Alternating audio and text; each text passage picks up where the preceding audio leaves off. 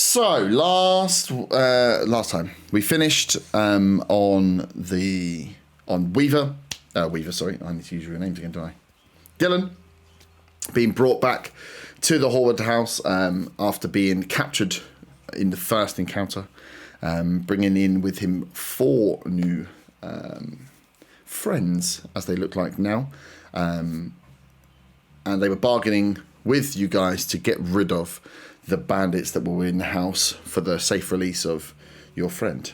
This had all happened after you had just fought off, won the bandits, then kind of teamed up with some of the bandits to take on some of the zombies that were attacking the house, the ones which you had brought to the house in your initial flee. With many people going down in the fray. I think John went down twice or once? Maybe once. Twice, I think. Was it twice? Matthew, you were tied up in with handcuffs in one of the rooms. There was a few Cantonar kicks failed, but well dispatched. Greg held onto the door for a lot. Greg did take a fair bit of damage, actually. I think I've got him marked down. He was very close to going down, but you guys managed to fight off the zombie invasion. And Graves went to find, on hearing the guys outside, went to find the last of the bandits who he saw kind of run and hide somewhere upstairs.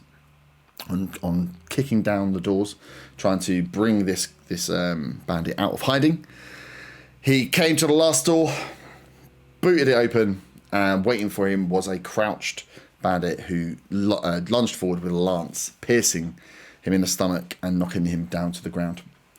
You guys came, who's it? Beth, Luke, and Matthew made your way upstairs after hearing the thuds and the screams to see Graves on the floor and a bandit in a small corridor with quite a large lance weapon. As you one by one took swings at him, some of you more successfully than other. Cantonar kicks weren't as successful this time round. And once he was defeated, Beth made his way down to try and stabilise Greaves to assess the damage. But upon getting to Lieutenant Graves' body, finding him to be dead.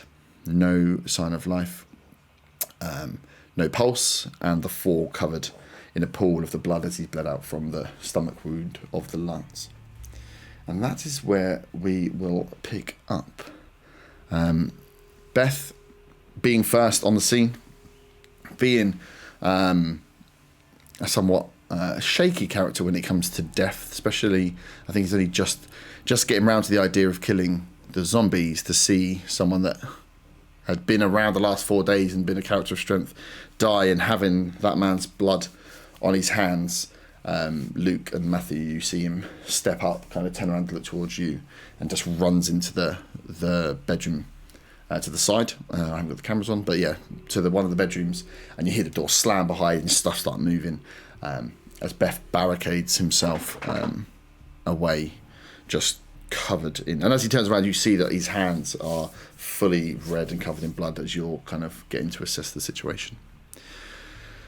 So we will enter with, I suppose, Matthew and Luke. You are stood in the hallway.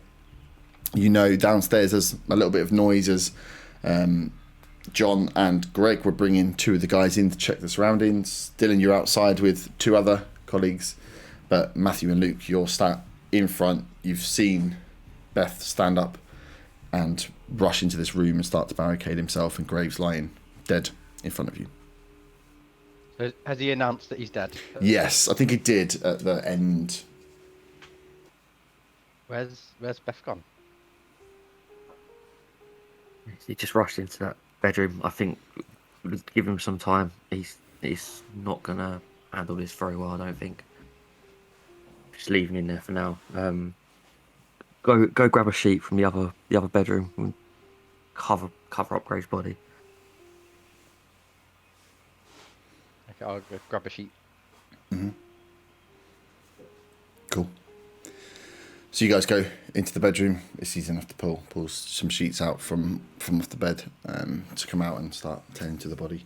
John, you're downstairs with Greg. Greg is kind of taking a little rest as he was wounded from the fight quite severely. But you are with the 2 people that you met outside, and I need to remember their names very quickly. So you're with Pops and Akira, as you are showing them around to show them that They essentially want to see the bandits' body. They want to check that you guys, the story that Dylan's told them is the truth, and that the bandits are gone.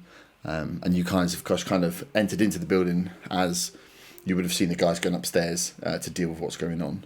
But you're downstairs in the hall of the Horde House. Well, as you can see, it's been a bit of a shit show in here. You want to look around, take a look around, see if these guys run about. There's a couple of our guys upstairs, so no hostilities, please. No, we don't want any hostilities. This you guys had quite the fight here. And she bends down and starts looking over one of the bandit guys, looks up at Pops, like with a knowing look of the recognition of these guys that pushed him before. It looks like quite the fight. You can say that again. So, you guys, where are you guys based? You went with these before. We heard this from your friend Dylan. So, where have you come from? We're a couple of towns over, based at Winslow, I think. Just coming out looking for supplies and a bigger place to stay because there's more of us back at the base. Somewhere a bit bigger for us to sort of hold up. Okay, yes, no, that's yes. Are you local? No, I'm not from the area. I got brought down here when the whole evacuation thing, whatever's going on. Mm-hmm. I got brought down to the military camp. Yes, okay. No, that makes sense. We myself and Pops are the same. We came in, we were evacuated from the road, and this we were lucky that the colonel let us stay before these bastards came in and kicked us out. And to be honest, I'm glad to see the back of them. This is a bad enough situation. We've had people turning on people. It's it's horrible. It's horrible. But no, it seems like you guys had quite the fight. We are, like I say, we're willing to accommodate all here. We wanted just to make sure we were back in the house. The colonel will be able to show us around. But if you have others that we need to get, then I'm sure Pops would be happy to assist. Do you guys have a vehicle? No, not one that works. I mean, there's vehicles on the road, but I don't know if you've been up to the main road. It's a clusterfuck. Yeah, we had to abandon ours when those things were chasing us. And at this time, Pops is kind of walking around the room, dips into the room downstairs, just has a check, looking for one, counts up some of the bodies that are there, and then we'll start making his way upstairs. Matthew and Luke, is there anything you would like to do rather than just covering the body?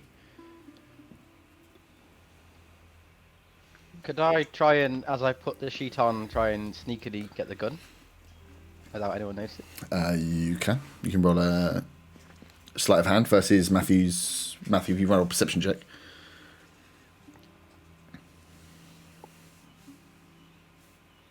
That is a 7.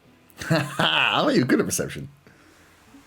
I usually am, yeah. What's your sleight of hand? I mean, let's be honest, this is Luke rolling, so... Well, I'm going to try out my new dice, so see how good it is to me. Mm-hmm. Turned out not very good. That's a 3. And can I add anything to it? Another You had 2? your sleight of hand. You should have a... You probably Well, don't, you won't have proficiency in it, so yeah, it'll be your... Dexterity. Yeah, So that'll be a 5. 5. So no. So as you kind of get the sheet, go to cover up the body, and look, almost reached out and look over your shoulder to see if anyone's looking. Matthew, you see Luke reaching out for the gun as he flaps the sheet. And also interesting, you pull the white bottom sheet off to cover a dead man as you flap the sheet down, blood starts seeping through the top of the blanket as well. Luke, you don't have to try and be sneaky with that. You can just take it. Like, someone needs to take it. Yeah, we need to make sure those guys downstairs don't get it. And Dylan as well, that's not going to be a good idea. I feel like I can trust you with the gun. Don't make me regret saying that. Jesus. I've played Call of Duty before. Oh, God. This is going to go bad. Perfect. So you guys covered. Are you going to come back downstairs or are you staying upstairs? I think we'll stay upstairs to kind of greet the guys downstairs and explain what's happened Okay. when they come. Yeah, so you start to hear footsteps on the stairs as Pop starts making his way upstairs. Dylan, you are outside with two people you don't know. And you've had your cigarette. You've been untied, but you have nothing on you. Is there anything you would like to... So, lads, did you bring my stuff with me? Or with us? Is it here? Pop said you had my bag. Well, yeah. We don't have your bag. No. Pops keeps hold of that stuff. We're just here to be honest, I don't know what I'm doing here. Honestly, I just want to get back into my house. So I'm sure you'll get your stuff back in the end. Are you from round here, Dylan? No. I'm from London, mate. But why don't we save some time? Since Pops wasn't carrying my stuff, why don't we save some time and go back, grab it, come back here, and then we don't have to do it later?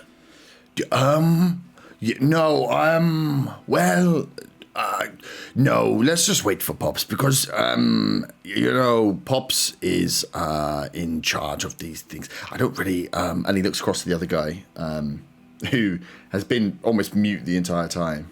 And he pipes up and just says, look, let's just get inside, and then we'll sort your stuff out. Don't worry, I'm sure you'll get your bits back.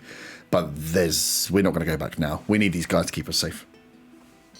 Well, we're pretty safe. I mean, we walked all the way down here. There was no trouble. Shit, I had a bag on my head and there was no trouble. We're all friends now. Your friends are exploring the house. My friends are showing them around. We're all one happy group. Yeah. Why waste the time later when we can just get it out of the way now? It'd be really quick. I understand what you're trying to do, but it's not going to work. And we tell you what, Pop, Colonel, should we take him inside? The Colonel's like, if we're exploring the house, come on, let me show you around. I'll show you around. Let's go. He's like, we'll take you to Pops now, and starts pushing you and leading you towards the front door. And this, like I said, this older gentleman is very well dressed, and he starts off with a little chip in his step as he's like rushing almost towards the front door to get in and see what's going on. So this is your house, is it, mate?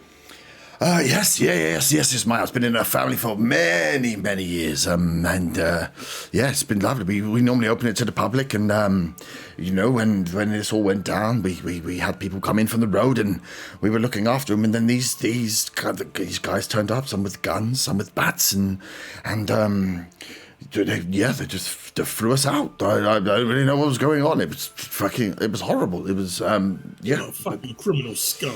I'm just happy to be home now, and let me tell you, there's some really nice things inside. Let's get in. Let's show you around. Hey, just before we go, this looks like the kind of country home where you'd keep a shotgun. You know what? Maybe we don't. There might be one in the groundskeeper may have had a shotgun. I didn't have a shotgun myself. We had more of the antique variety. I tell you what, there's a lovely suit of armor upstairs and a lance, quite an impressive lance. Let me show you. Yes, it's a wonderful piece of machine. Let's get inside and we'll go. Why don't you point me to where the groundskeeper stayed? You want to see the groundskeeper? No, come on, into the house. Let's go around the house, and then we'll go from there. This groundskeeper, you don't want to see the groundskeeper lives. All right, fine. You show us around, Colonel. And he takes you to the front door. Perfect. So at this time, Pops will make his way upstairs, bump into Pops around the corner and sees Matthew, you and Luke stood there, and he's just like, we are up here, gentlemen.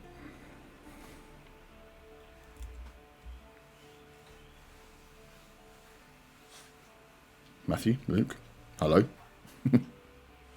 So there was another guy up here who we've now dealt with, but unfortunately one of our guys has been killed in the process. Oh, well, I can see this guy, and he looks down. He's like, Fucking hell, is that a lance on the floor? Yep, and that's what he killed him with. Jesus. And I suppose, looking at who's downstairs and you two, I'm assuming the man under there is your soldier friend. He is, yeah. Okay. We just thought we'd cover up just I don't know, out of respect, I guess. Yeah.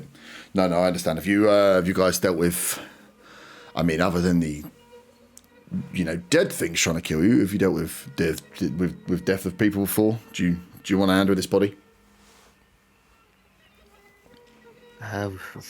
We should be all right. Okay. But cheers, though. Yeah, I would get him in one of these rooms possibly, and then, yeah, let's try and like you say, do it respectfully. But we need to think about maybe getting the body out of the house if we are wanting to stay here. Yeah. So you just give us a shout if you need anything. But yeah, we're all downstairs, so yeah, take your time. Okay, cheers. Pops down, comes downstairs, comes over to Akira, and you hear John as he relays and just says, one of theirs has died upstairs. Two of them up there, and they're on our way down. What do you mean one of ours has died? I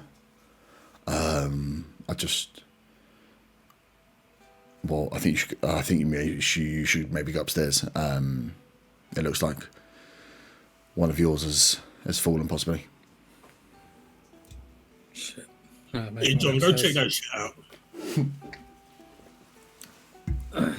Go upstairs. Say Luke, Matthew. Like, say the pops guy just come downstairs and said somebody's died. What's going on? That fucker over there. He got Graves. Like, he killed Graves? How? That big fuck off Lance that's next to him. A lance. A Lance. Shit. That's not a good way to go. Beth has locked himself in that room. Yeah, he's not dealing with it well. No, I can imagine he's not.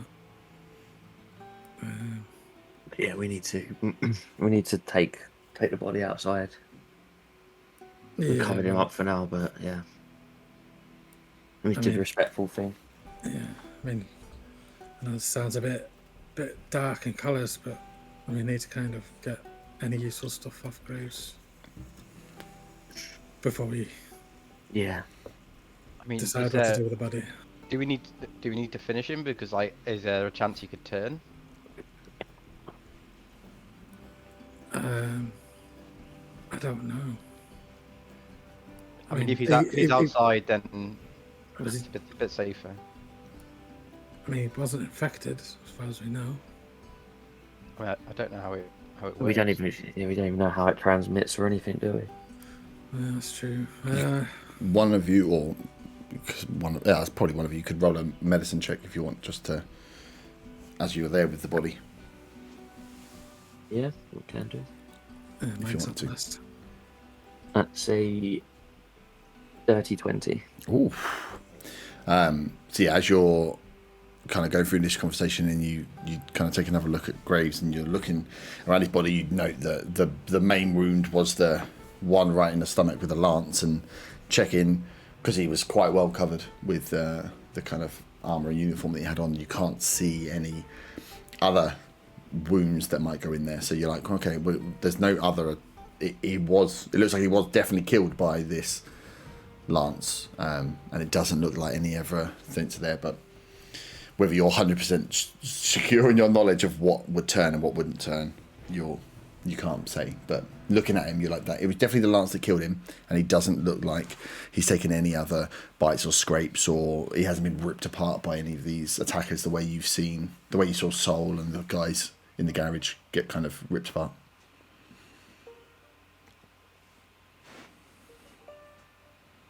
I mean, can't see any other wound apart from the lance wound. But I don't know if we should take the chance or not anyway. I mean, if we get him outside, then we can. Once he's outside, we can decide what to do then. I mean, I best get all the bodies outside, and I guess the safest thing to do is just make sure all of them have brain injuries. I suppose I say is the best way to do it.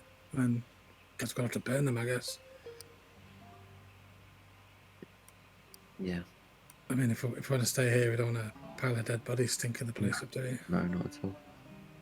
Okay, yeah. Should we get him downstairs then, outside? Yeah, let's get what we can off them first before they see anything, and then you grab one and I'll grab the other. Cool. What do you know what you're taking from him, or you want to roll? Well, I guess I'll take the armor, and I don't know what else he has on him. Mm-hmm. So visibly, you would have seen. Well, one, you'd note that the gun is not there. But yeah, he's had his light armor. He had a machete and a combat knife as weapons. That he picked up. He picked up the machete towards the end, and then the radio is the other thing you can see at quick glance. You guys want any of this stuff? I might take the knife as a backup. Okay. Luke, where's his gun?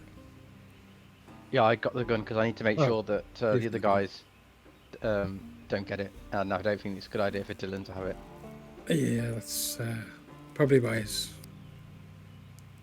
Well, okay, I'll grab the radio, the machete, and the armor then, I guess, if nobody else wants it. I mean, is anyone having the lance? You want the lance? You want the lance? You can have the lance, I guess. Yeah, I think that's probably a good idea. Yeah. Yeah. No, knock yourself out, Luke. Perfect. So you pick up, between John and Matthew, pick up the body. Luke, you grab the lance and make your way downstairs, where you see that Greg's still resting in the corner.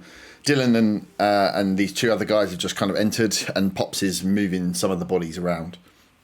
Almost doing the same checks that you did upstairs, just checking what the guys might have had on them, pulling out things that might be useful, and essentially lining up ready to carry the bodies to get them out of the house. So Dylan, you are now in the downstairs of the Hallwood house. As you see these guys coming downstairs, Matthew and John carrying a body that's covered in a sheet, with Luke behind holding a whopping great lance. What the fuck is that? You going jousting or something? What the fuck? This is what killed Graves. Yo, Soldier Boy's dead?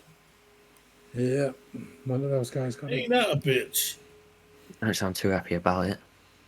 I mean, I ain't shedding no fucking tears. Hey, are we all good here now or what? What do you mean, are we all good here? I mean, are What are we you all hiding? good here? What was not good? What was you not guys good? satisfied? Those guys Putting are a gone. bag over my head and dragging me down here. That's what was not good. Are we friends? Friends is a strong word, Dylan, you mouthy fasker. Yeah, I was just checking that all of the bandits were gone, that you were not part of them. We see that you are grieving, and I see that you are taking this as well as one would expect. But no, we are good. Pops seems happy with the situation. He says, yeah, there's one of you upstairs barricaded, but we understand losing people. So, yes, we want to help. Yeah, we're real torn up about it. Look, now that we're all friends, can I get my shit back? You want your shit? I can give you your shit if you want. All Yeah, of it? give me or my you want- knife back. Take that out of your back pocket and give me that back for a start. See, this is the problem, Dylan. When you're trying to be friendly, you can't in one hand start like this and immediately then ask for a knife. You see, it doesn't really look good. I mean, we're fighting for our lives on a daily basis and you've left me unarmed. It's kind of a priority. It depends who we're fighting, though, isn't it? Because I feel like the way you're acting, it might be you that we're fighting, and I don't really want to fucking give you a knife. There's no reason for us to fight. All I want is my knife and my bag of stuff that you took off me and I presume left wherever you had me tied to a chair and slapped me around. Yeah, he just laughs and then kind of not slams a hand on your shoulder, but definitely hits, like with his left hand, hits you on your right shoulder and grips, and then gets the knife from his back pocket, and it's quite close to your face, and just goes, "Here you go, have your knife back." and then let's go and walks off. Appreciate it, Pops. Glad we're friends now. Hey, Kira, you want to walk me back to wherever you had me before? We can have a little chat on the way. We are going to stay here. Pops will go back and get the stuff from. We didn't have that much stuff. These bandits came in and kicked the colonel here out of his home, and we were settling down. So we'll go back, get our stuff. We'll get some of the supplies we had. Once let's get the bodies out. Let's clean this place up, because let's be honest, I don't want to be living in a house full of death. You guys got any fuel we can use to burn these bodies? Because they're going to need to be burned.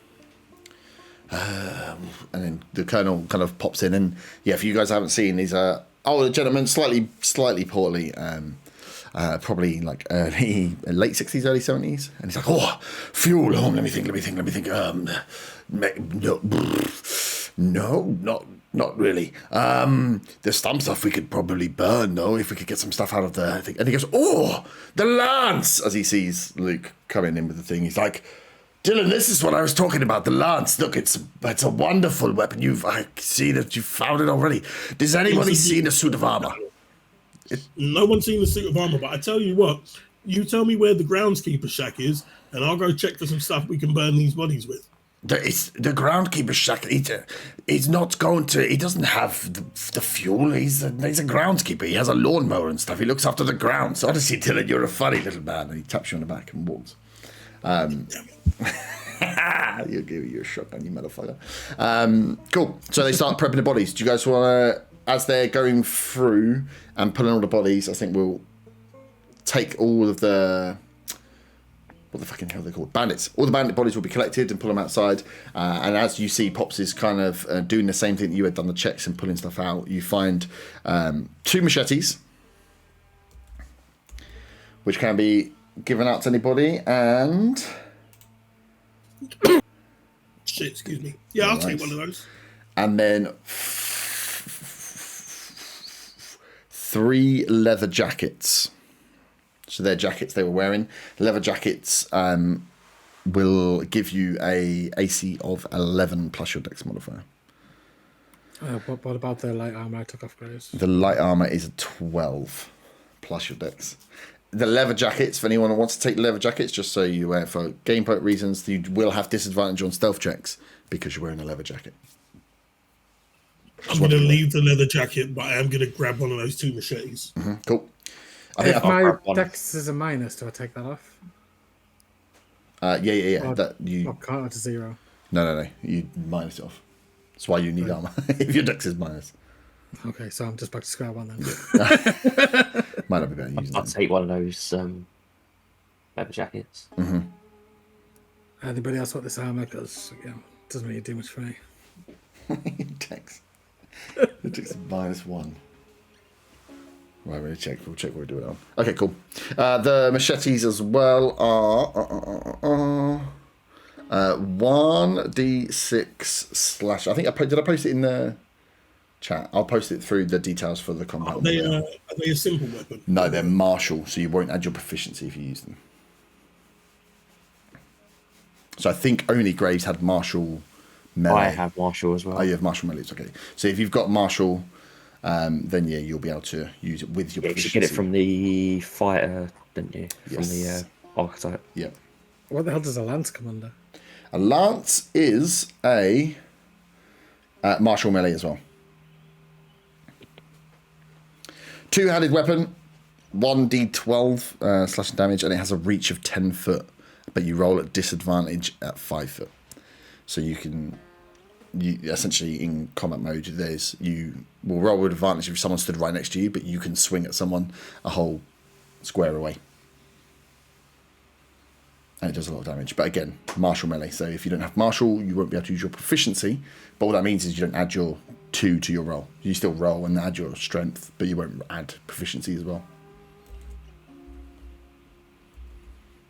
I'm assuming I don't have martial. I would assume you don't have martial as well. But then you can use it, and what we'll do is when you're using it, what we'll do with some of the downtime is you can train to gain proficiency in martial. Okay. But yeah, all you remember is you're still rolling a d20 and adding your strength modifier with the lance. So you're still rolling. It's not going to impact you that much. It's just your proficiency would give you an extra 2. So that's what you're missing is the +2 to roll. Cool. So as they're going through, and you're pulling all the stuff out. One of the things the colonel runs around is he's differing about the house, trying to get stuff sorted and pulling stuff and move stuff around. He goes up into that room where everything was shoved in there as well and starts fumbling around. He gets Pops to help him bring down the suit of armor, which you see is a lovely suit of armor set out. He's very proud of it. You've got the lance, and then he also pulls out a whip. If anybody wanted a whip, which is also a martial melee weapon, which he tells you about how he was once a grand master of the whip and was used to be in competitions and shows, and he was quite dexterous back in the day with this thing. But yes, so there's a whip there if someone wants to take a second weapon as well. Hey, Does it come with a hat as well? I mean, Dylan might want Kira to have the whip. You would get quite the... What's the look? It's not an impressive one, I'll tell you that. Probably a little bit side-eye at the question. The request, sorry. Cheeky fuck. Cool, so with all that... You've got a long time before one of you dies. So you get all the stuff sorted. As you see, Greg is kind of patching himself together. He's still fairly weak from the bit before. He took a fair bit of damage in that fray, so he is not much help during this, but you... get the stuff sorted. The colonel shows you where bits are within the house, starts pulling some bits out. You pull the tables and chairs back down. You reset the house. So it's a livable house. And all of this with the moving the bodies and pulling them out, arranging them outside, it gets towards the kind of late afternoon, early evening. So is there anything you guys wanted to do before rest? Or anything you want to do between yourselves as you're now in there as a group before with these new guys, I suppose, that are in as well? So who's going to go back to the old place and tell the others? I mean, we need to see if we can get that car back first. I've still got the keys. Well, I would have the keys. They were in my bag that somebody took off me. Yeah, because it's going to be quite a walk. So if we can see him get that car back, that'd be the best course of action, I think. Where's the Pop jumps in with the... Where do you guys have a working car then? Yeah, we had to abandon it when those things came for us up in the village. Where? Oh, just outside, just in Horwood? Yeah. Oh, yes. No, of course we were... Yeah. No, we saw you out the window. Kieran here said that he saw you guys pull up. You kind of fucked up a little bit, didn't you? You setting off the old alarm and then running. We did wonder what the fuck was going on. It wasn't our finest moment. No, I mean, it makes sense that with the bandits, to be fair, because they were quite organised. To be honest, we did see them leave probably a day before you guys came in, maybe a bit less, and that was what was left back here. We assumed you were the party returning that went out, but clearly you're not. So yeah, they definitely left. And looking at these guys here, none of these have got any hard weapons, any guns, and they definitely had guns when they took this house from us. So we might want to just be careful in case they do come back. But yeah, I have no idea where they were heading. They head out towards the road that which you guys came in on. So what you're saying is there's more of these guys about, possibly? They went somewhere, but yes, well, that's what we thought you were them. So yes, we want to make sure we're ready here, I suppose. Still waiting for an apology for that, by the way, Pops. Apology for what? Mistaking me for one of these pieces of shit that threw you out of the house and slapping me around. You want me to apologise for assuming that you were a more competent person than you actually are? That's an interesting point, but yes. I'm sorry for thinking you might have actually been a threat. Does that work? Yeah, I'll take it. And at this time, he reaches down from the bench and grabs up a bag and just slides it across the table towards you. I went over that earlier. I roll a spliff. Nice. Do we know how many of them went out? We didn't get a good look at the way we were trying to. Well, essentially, we were trying to keep our heads down. They didn't know we were held up in that building. But But no, it would have been somewhere between, I don't know, about 5 maybe.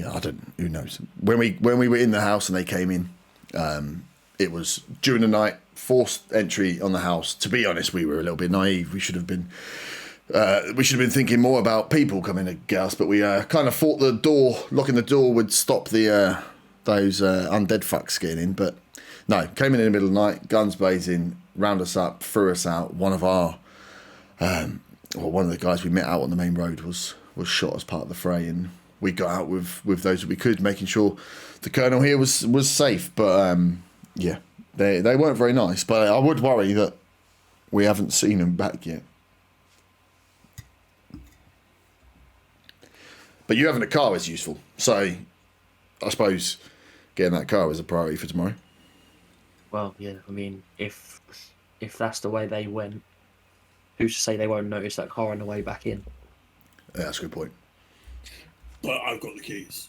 And when I say that, I stand up and I go out towards the back of the house to smoke my spliff. Okay. So yeah, okay. Where's your habitat? Where are the rest of the guys you're with? Is it Winslow? I don't know. A couple of villages over. Wins something or other. Okay. Oh, I'm not local. I don't know. How far we got to travel? It's only a couple of villages over. I think. What, half hour in the car. If that. Oh, okay. That's not too bad then. I mean, we'll be happy. I mean, you helped us get back the house. We'll be happy to help if you're just going to go and pick up. I'm assuming you kind of cleared the way here, so.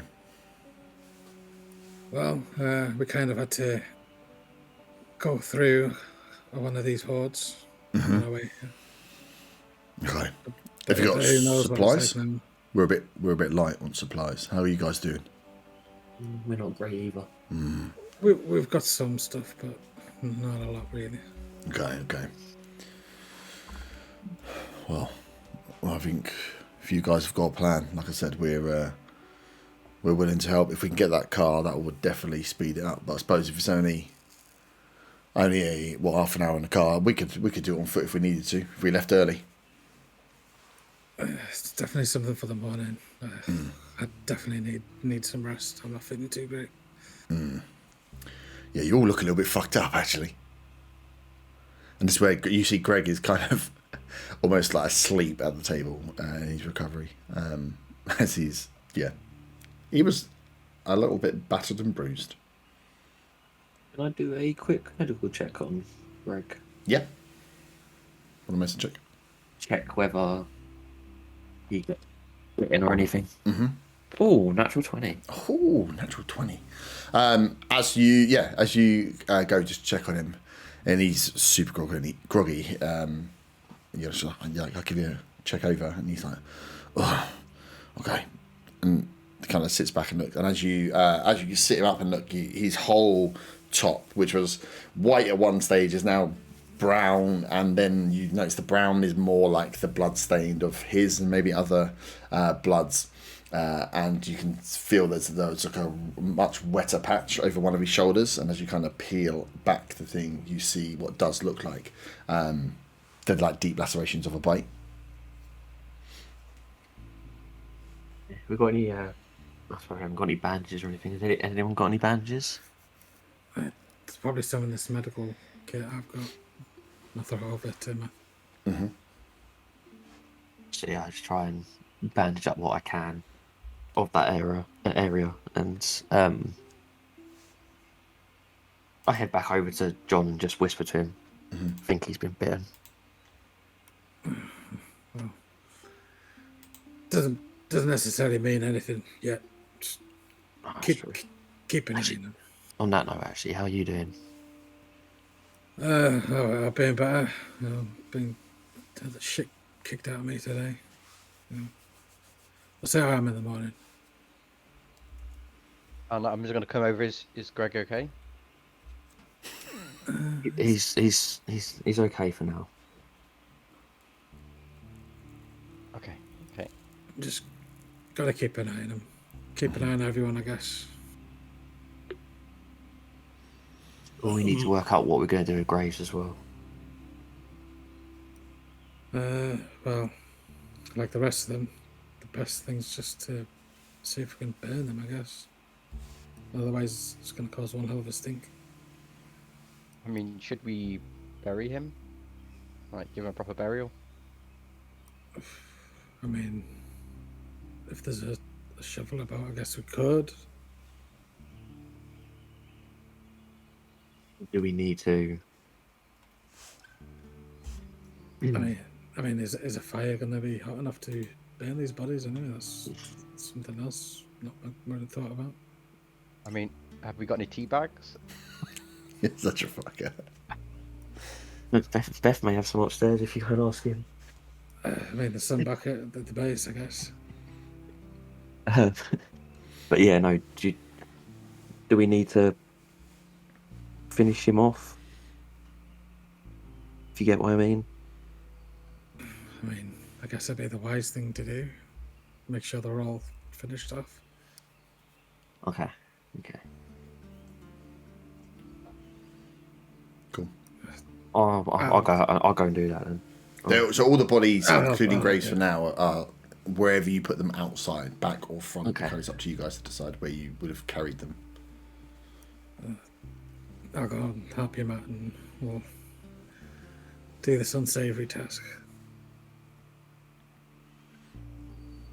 Cool. So head outside and Yep. make sure their brains are smashed in. Perfect. You go and just destroy the brains of everyone in there. While they're doing that, I'm Yep. smoking my stuff out the back, and I want to see if I can find this groundskeeper shack. So roll. So you went outside, right? Yeah, I'm out the back. Okay, cool. So you wander around the back. You notice around one of the back corners, there's a little metal at the end of like a almost like brick pathway, part built brick pathway. A couple of bits of mud, a couple of like flower beds to the side of it. You see a little silver shed. This looks promising. I approach it and try the door. You can see it from the outside. It's locked. It's a shed where you've got the padlock over the front with the. It's not a padlock. Yeah. Is this something that I could possibly pick with my fancy multi-tool that I've now received back? Yeah. You can try. I attempt to pick this lock. Lockpick. Cool. I can't remember what I had for lockpicks. So give me your.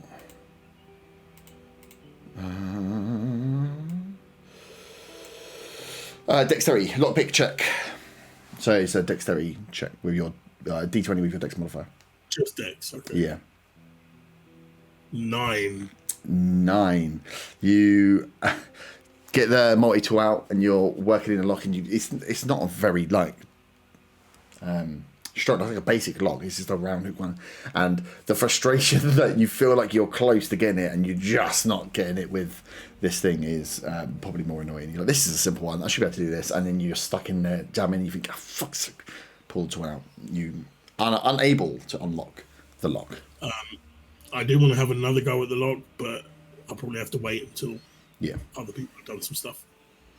You just sit there twizzling the lock. Well, yeah, I've got my crowbar back as well, so that'll be the next thing. That would be next thing. Just to smash open the thing. Cool. So inside, you guys, you guys that went outside to do the piece. Luke's inside. The rest of Kira, Pops, and Kieran. I keep wanting to say Liam. Liam's the other guy. Kieran is sat there doing things, and the Colonel's still bobbing around. He's gone upstairs to different rooms, and he's almost like trying to just resort and check everything is where it should be in his house as he's bobbing around. But those guys are just kind of having a chat with amongst themselves. So it's if anyone else wants to do anything for bed. I'm just gonna ask Greg if he's okay. Yep. So you tap Greg. He's like, oh, Luke, that's a big stick. I get that a lot, yeah. He laughs and coughs, and he's like, oh. Are you all right though? Yeah, I'm not too bad. I got a bit of a sore ass from. I kind of tried to kick one of the guys earlier. You tried to kick one of the. Okay, Luke. Yeah, I tried to get the element of surprise, and I mean, he was surprised, but it wasn't very successful. Okay, are we going back to the house? We need to get Laura. Yeah, I think we're going to go back tomorrow. I think we're going to rest up and then try and get him tomorrow. Yeah, we need to go. We need to get Laura. All right, buddy. I'm going to go to sleep. He just I think plonks his head, and it's like he's on like a bench table, and he just like slumps further forward, in his own arms, and passes out.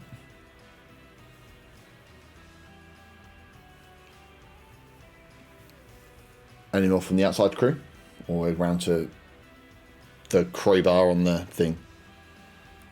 No, just come back in the house once we've done all our smashing. Okay. Dylan, Yes, you try and pop the lock off this thing? Yeah, I'm not happy with this lock. I'm going to try and take the crowbar to it. Okay. Give me a strength check. Strength. I think it's advantage, right, with the crowbar? Pretty sure. Oh, is it? Yeah, advantage on strength checks with the crowbar.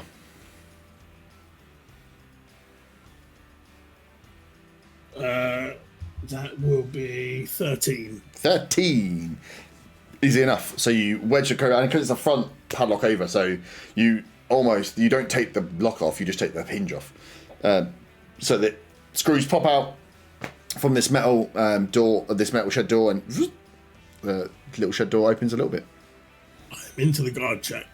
I fumble around to see if there's a light switch. Nope. Okay, I take out my torch. Yep. And I search the groundskeeper shack. Perfect. Give me an investigation check. Smarty pants getting your torch out. Investigation, for fuck's sake. 9.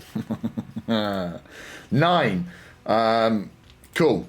So as you're going through, you find basic tools, basic gardening equipment. You do find a shovel is in there, check as well. And you're scrambling around looking for a damn shotgun. There's no shotgun in here. But as you're pulling through, you're like, this is all gardening equipment and stuff. You do grab like a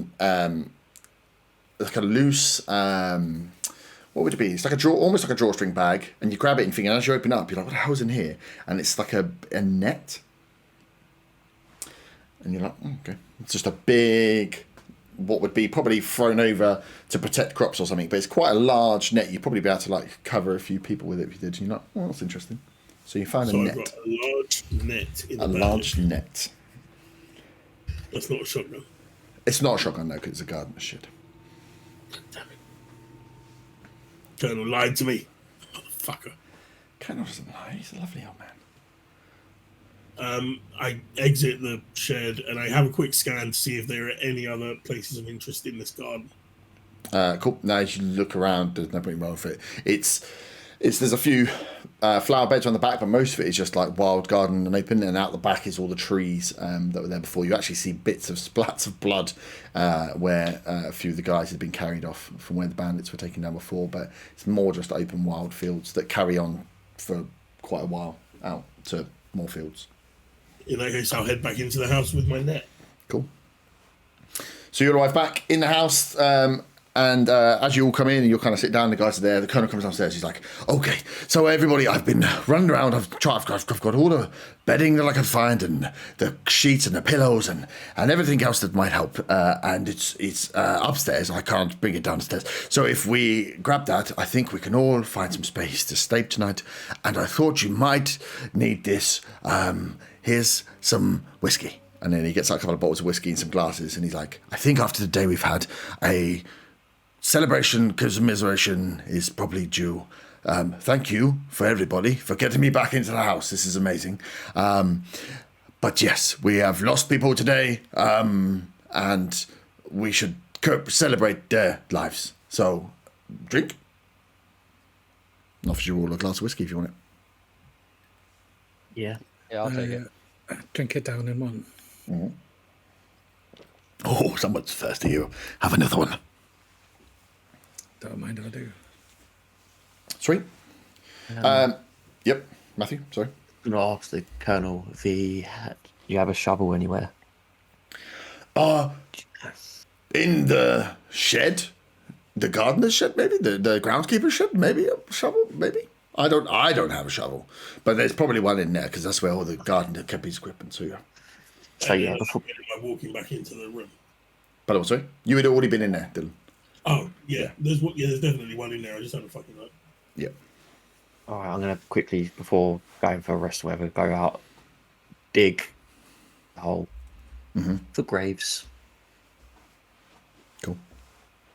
So you dig a hole. The guys sit down, and as they're going through, and you're all kind of chatting, you know, most of them, they all introduce themselves, just so for your information. So you know, Pops, the quieter guy, introduced himself as Kieran, and he was a doctor previously. So was not a local GP, but was one that was kind of brought in because of what was going on with the flu pandemic. The Colonel himself, he has gone through and explained himself a little bit to some of you, but yeah, explains that this is his house. It's been his house for a while. And then you've got Akira as well. And it's Akira. And she was... Japanese. She doesn't sound fucking Japanese. She's not Japanese, though. You can have names that are not... I mean, one guy's called Colonel. You wanna come bunk over here for the night? I'll keep you warm. Dylan, I think I was there, you know, with these guys, but thank you for the offer. It's an open offer, you know. It doesn't have to be tonight. I know. Well, you know, you're a little bit smelly, you know. I want to keep a clear mind. Yeah, I need a shower. You dirty trucky. Perfect. So if anyone doesn't have any questions for anyone, we can bunk down for an evening's rest. Yep. Perfect. I think you need it. You do need it. Cool. So you can take your long rest. Wait, I thought you said long rest for 36 hours. You can do your equivalent of what it is, the 8-hour rest. Which is hit points. Hit points and it works almost the same. So it's hit points and your benefits. You can use hit die.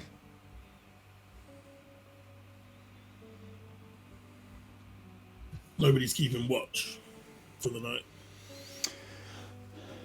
It's up to you guys whether you want to set up a watch before you sit down. I'm too fucked. I feel like we probably should set up a watch. If there's possibility of them coming back, the rest of them coming back. Yeah. Pops. So, I'd jump on one of the watches. Yeah, Pops were like, "Oh, I'm early bird anyway, so Matthew, give me a call, and I'll do the second half." No problem. Cool. So you go and grab the stuff, and it's just like there's a load of pillows, different sizes and qualities, a few different blankets, a few different duvets. Some sheets, and you kind of find little spaces to go. There's one bedroom is still barricaded with Beth inside. There is a bedroom spare upstairs, but it doesn't have a bed sheet on anymore because that was the one that Graves was covered in. But yes, you rest down for the night. So can you, Matthew, give me a perception check through the night for your watch? Sorry. That is an 18. 18. And where would you be taking watch? Be out the front, so I can keep an eye on the road. Yep. So, and there, like I said, the road is it's still a way back, but it's not so far back. It's not as far back as the school was in Winslow. And the one thing you know with 18, the one thing you notice more from there is the low level sound, just constant sound. It was really peaceful at the school. Here you can definitely hear movement, slow, like shuffling movement in the town, and it's almost like a little bit disconcerting at that close. You can hear stuff, but you can't see from this perspective. There's no lights going on there, so it's just hearing. And then almost when that dies down, and you tune your ears in, hearing further out towards the main road, the noise, the occasional beep of a car alarm here or there. There's just a lot more of a noise around this area than there was around the school. It's just a difference, you know. But nothing comes towards the house as you finish your watch. You tap Pops and he wakes up, sits down, and goes and he just grabs a chair, just sits out the front, same as you, sends you off to bed, and he continues the second watch. How much hit points do we get back on the short rest? You get your. Will mine be classed as short rest? Having done the watch? It's a short rest, so it'd be whatever your short rest was. But I think it's hit dice, right? So you get to roll your hit die. If you're going off the new rules, That's what. short rest 8 hours to say anything about hit dice. Yes. So long rest, the 36-hour one, is everything comes back, and you get all your hit die back. Short rest is you have to use one of your hit die to gain back whatever you roll. Okay. Okay, so which dice are we rolling for hit points? It's a what was it? D4. No, it's more. It's the same one you rolled for leveling up, I think.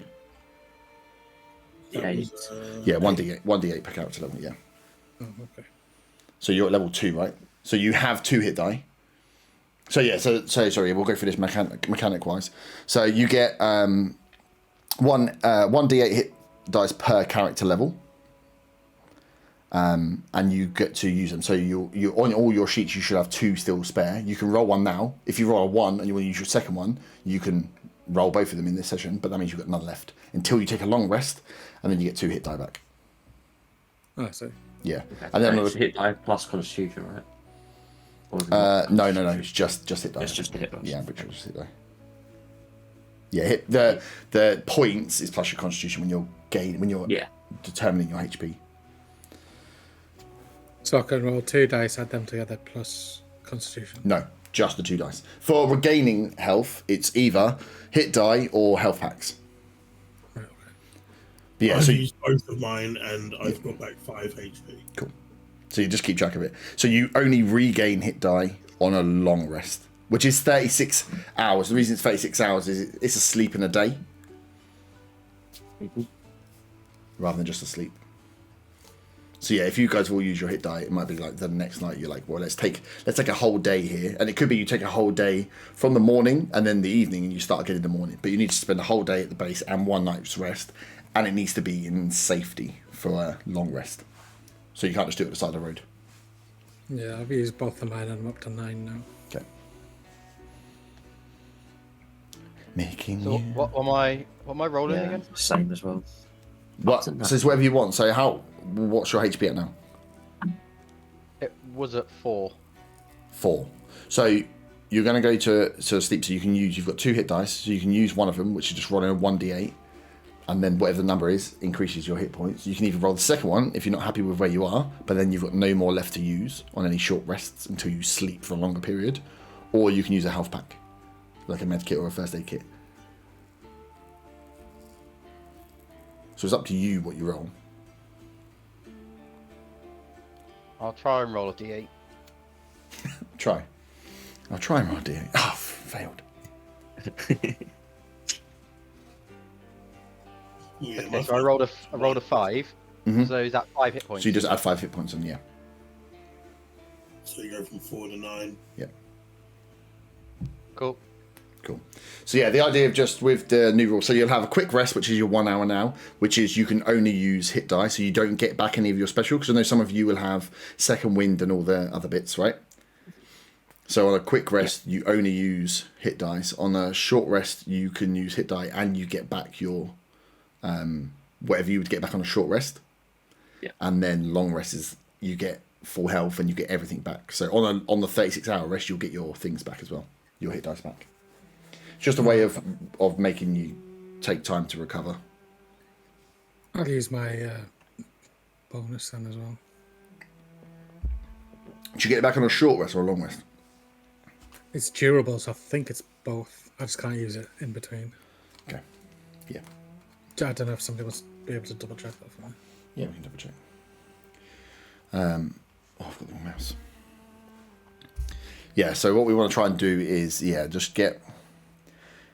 we'll get through, you'll have to spend more time taking the downtime. And that's when we'll look at, if you are going to use like martial weapons and you want to train, in that 36-hour rest, you can be like, hey, I want to do some training or I want to do some of this, or we can work on some stuff that you are doing within it. Again, fortifying the base can be done within that period as well. I think that durable is just always active whenever you roll hit dice. Oh, nice. Oh, that's the one where you just get full hit dice without rolling, right? You hit the minimum number of hit points you can get from it is your Constitution modifier times 2. Oh. Yeah. That's the There you go. minimum. Okay, so, So you roll a dice, and if it's lower than that minimum, you just take the minimum. okay, so one of my dice was a 3, so I guess with my constitution being model, that'd be 4. Yeah, 4 would be the Is your, minimum. is your constitution plus times, 2? times, Yeah. plus 2 or times 2? Oh, this is your Times 2. ability, is it? Yes, he's Yeah, ability. so if it's plus 2, it'd be time. Yeah, so it'd be 4 is the minimum you can get. So that means I'm up to 10 then, rather than 9. Yeah. Sweet. Sweet. Cool. So the night sleeps through, you guys are out like logs. Stressful day, lots going on, lots of fighting as well as moving and meeting people and either being kidnapped or having to kill or seeing people have to fight, both humans and zombies. This was a well-needed rest. Even for some of you, just having like a slightly fluffy, comfy pillow and a blanket was enough just to knock you out. As Pops kind of comes round in the morning as the sun comes up and just gives a little good morning all. Are we ready for another day? Gets you all slowly awake in your different rooms as you awaken on day 5. Yay! We've not even done a week.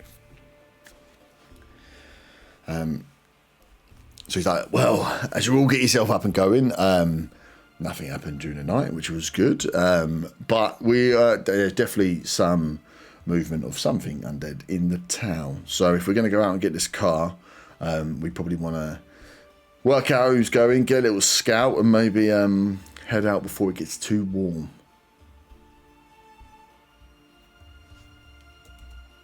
Yeah, sounds good to me. Yeah? Yeah. Lovely. And then he pops over, kind of has a word with Akira about who's going to go and who's not going to go. So I'm assuming you lot are all going to head out? Yeah. Don't we need some space in the car though to bring the others back? Yeah, who's left is get the car Susie, Laura, And Liam. also, Susie or Liam. we need to make sure that there's enough people back that we don't lose the house while we're out as well. F's there, it'd be fine. Well, there's always the option because, to state the obvious, you don't have the car yet. So we could always get the car, and then if you guys have cleared the route and you want to go back and we'll stay here, we're happy to do so. I mean, we can squeeze probably more people in the car than there are seats to some extent, but yeah, let's get the car. If we can get the car first, then you guys can shoot back. We don't need to come with you if you don't need us to. Yeah, we'll get enough of us going up to get the car, and then we can decide who's going to come back to the house and who's going to go pick the others up. Hey, Akira, if you want to ride in the car, you can sit on my lap. I will be staying here. Dylan.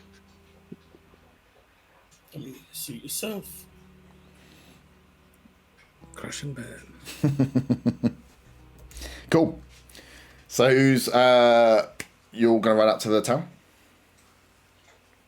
I guess so. I want to go upstairs quickly. Yep. And first I'm going to knock on Beth's door. Mm-hmm. Do I get an answer? No. Hey, You little bitch, put you yourself hear together. you hear movement in there, but you don't get an answer. I yell, "Oh, you little bitch, pull yourself together," through the door. And then I just wander down to the end of the corridor to that end room. Is there any point searching it again? Was bringing the armor out of it all that was in there, or There. No. Yeah. So 'cause I haven't really had a everything's. look around the house. So You haven't what? Sorry. I haven't really looked around the house. I've just been in that room downstairs. No. So Just need quant armor to go with the lance. there is a full suit of armor that you can put on the full suit of armor. It takes 10 minutes to put on. It's built for, I don't know, it's a random situation. No, as you go in there and look, you can see that the colonel's been moving stuff around. And as you can't see anything of use in there, but you're like, okay, like he's obviously sorting through and finding stuff as he goes. All right, fine. I'll leave it there. Cool. So let me just double check because this leather jacket, because I'm pretty sure it should give you the minimum. I just want to check. Who's got decent decks? I've got Anyone? one. I got +2. You want this armor? I mean, it's one armor point. Whether this is getting better, we'll leave it. That doesn't make sense. It's up to you. I mean, I don't really want it. You know, it's got blood on it. It's not for me. So it's going if anyone wants it. I'll take it if it's going. That's What Graves'. about Beth? Yeah, Graves' armor. Yeah, okay. I take it off and throw it to Lee. Okay. So what am I adding for that? So your AC is 12 plus your Dex modifier. So I'm adding 2 basically to mine. Yeah, to your AC.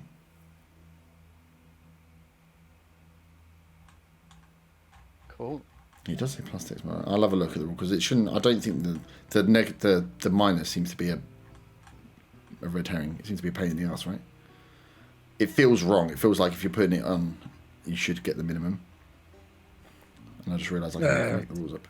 So yeah, we'll say if you've got a minus on the level, yeah, count as 0 because it just seems silly to.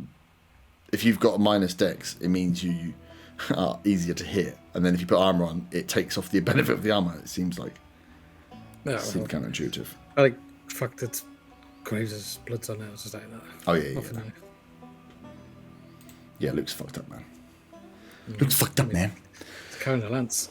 You take it? Yeah. So you can't put that in the car, Luke, by the way, if you're taking that with you. Make sure you've got your bits. So who's got? So you've got the machetes are Marshall. Let me know if you need the. I can post the details for the combat on them when we get in. But yeah, you grab all your stuff then. So there's leather jackets if people want them. Leather jackets will give you an AC of, what did I say, it was 11? 11 plus. Yeah, 11 plus Dex, or if it's a minus 11. But you get disadvantage on stealth checks.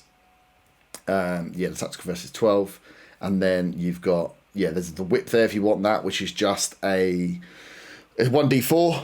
But it's a finesse weapon, so you can use it with either your Dex or your strength.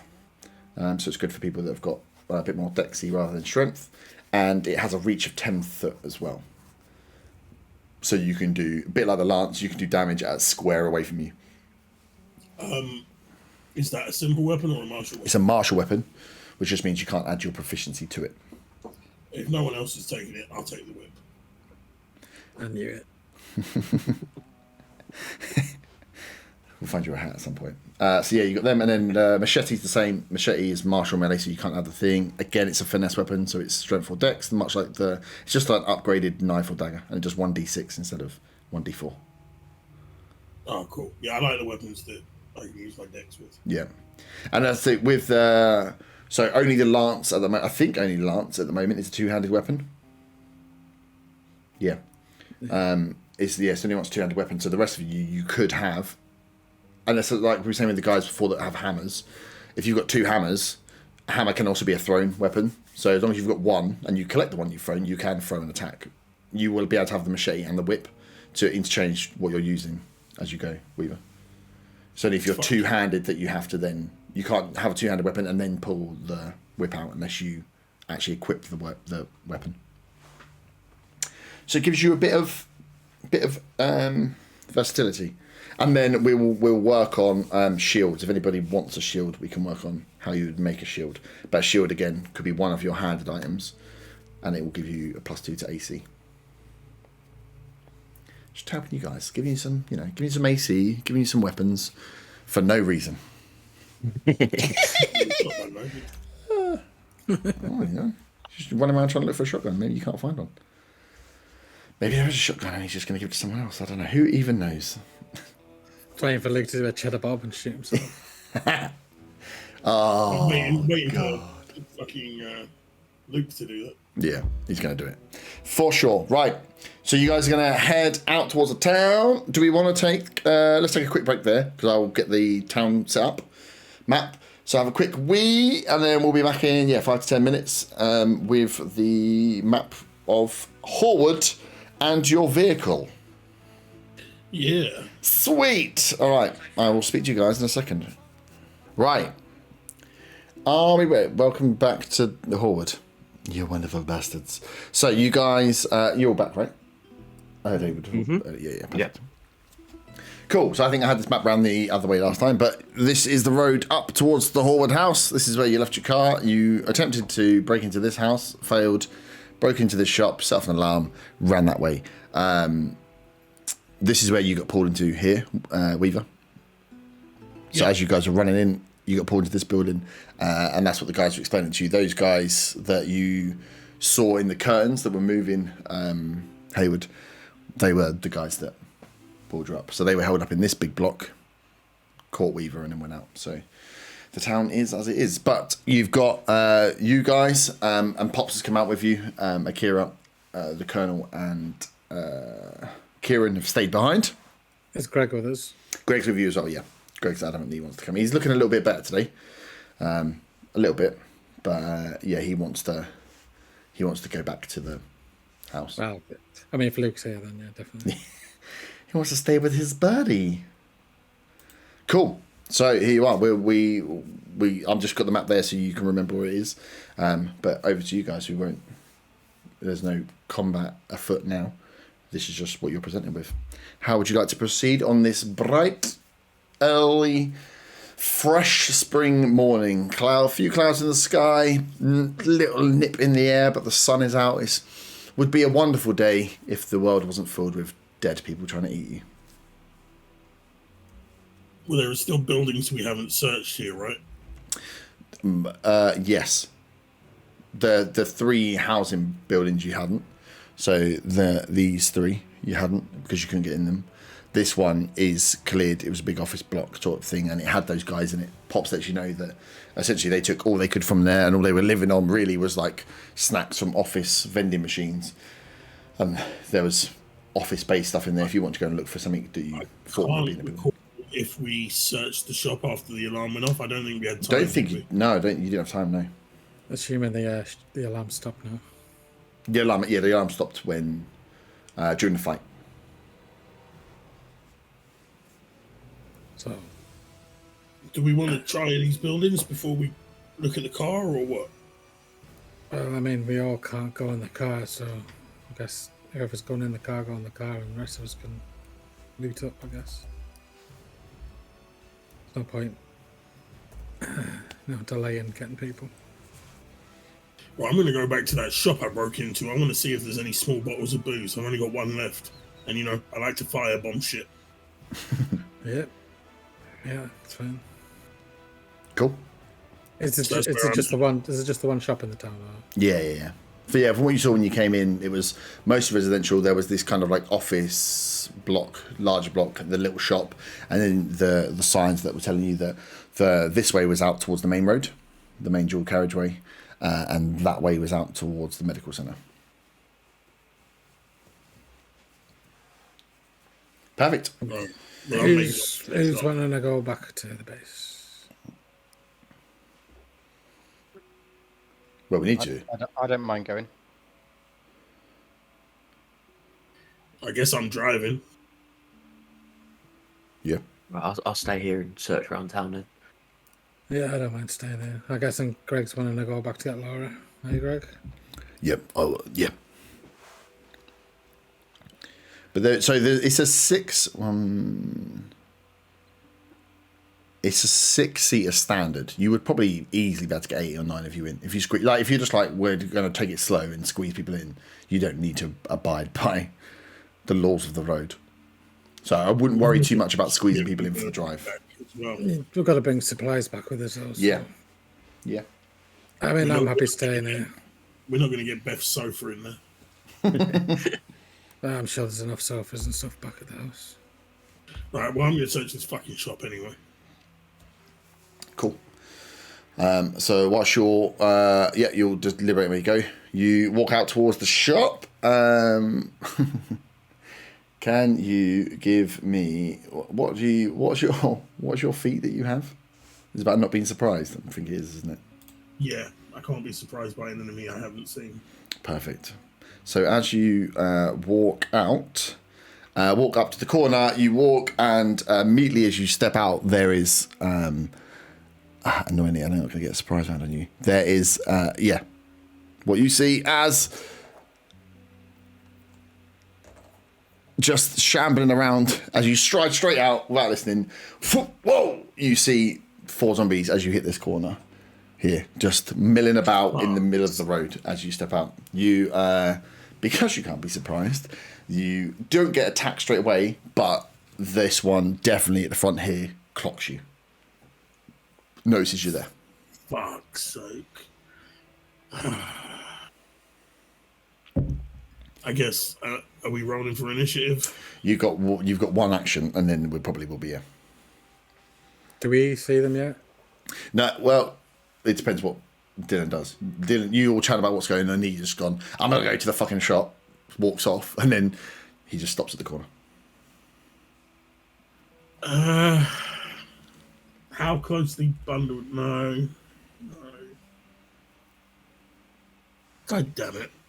I turn around and walk back. Just walk back?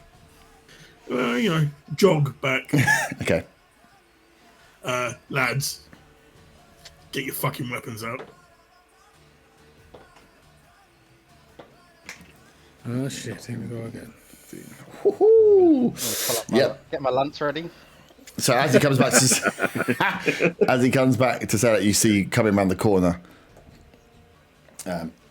a group of zombies. I'm in the wrong screen. If everyone would like to roll initiative, please. I was like, oh, cool. You're just gonna walk out there. 11. 14. Give me a second. 7. I'm confused now. What's initiative again? You're gonna fight. 1d20. D20. I think I'm the only one with a bonus to initiative. 17. Yeah, I think you are. Ooh. 17 is just. Joel, you want 11. Matthew, you say 7? I'm 14. You're 14. Oh, you're 14. 14. Matthew's 11, I think, and I was 7. Matthew's 11. 14. You're 7 with a plus to a thingy. With a +5 to initiative. You're lucky you ran away then, aren't you? Oh, yes. Greg, I rolled 4, but I didn't roll 4. Pops right in the fucking middle. Okay.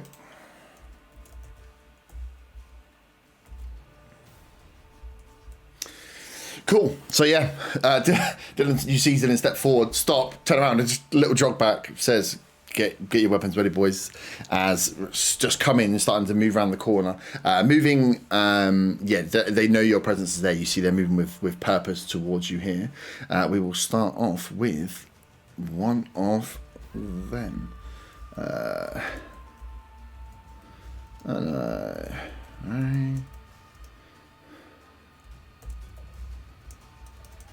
Oh, shit, I should have readied a weapon, really, shouldn't I? Well, not necessarily, but yeah, you are close.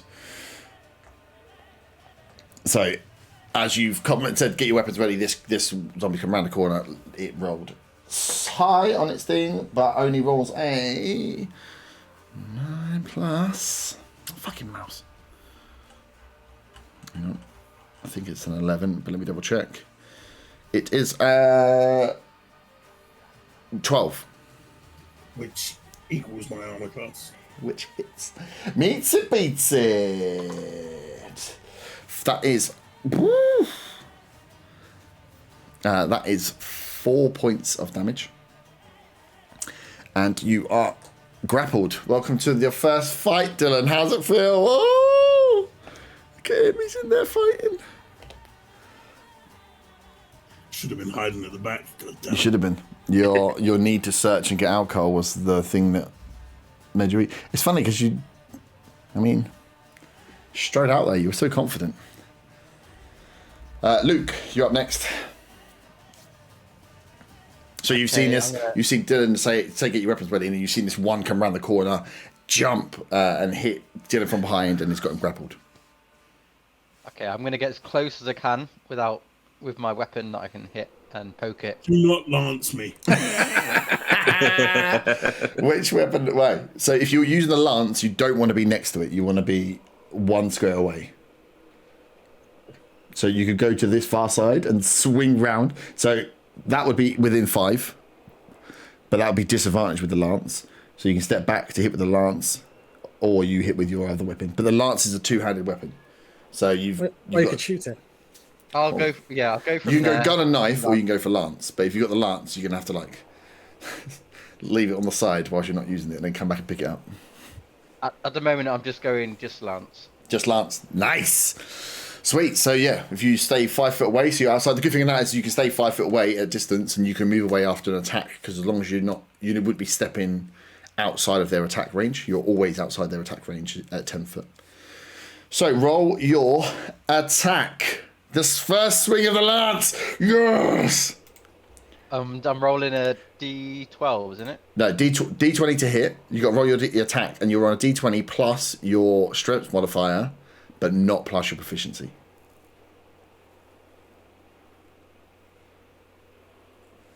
Seven. Oh god. It doesn't hit. So you go up against the thing and you get it at the end, and what you find is as you're getting used to wielding such a large weapon that you're not used to, maybe you hold it too far down, and as you go and swing, you just end up scraping it across the floor. Sparks off the road as you swipe by and miss the ankles of the attacking zombie on Dylan. God damn it, You're look like, at the fucking thing. readjust your grip, but you've got to imagine you're used to working with knives and stuff in here. You've got this thing that's just quite heavy, and you're getting used to how you would get the swing on it. So And I'm gonna back up a bit, up the road or back down the road. just out of the attack kind of range.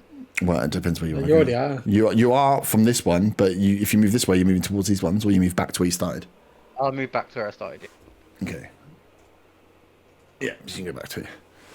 Good work. Let me just quickly ping you on Discord details for the weapon, Okay. so you can see it. Perfect. Cool. Up next is our boy in grey coming round the corner.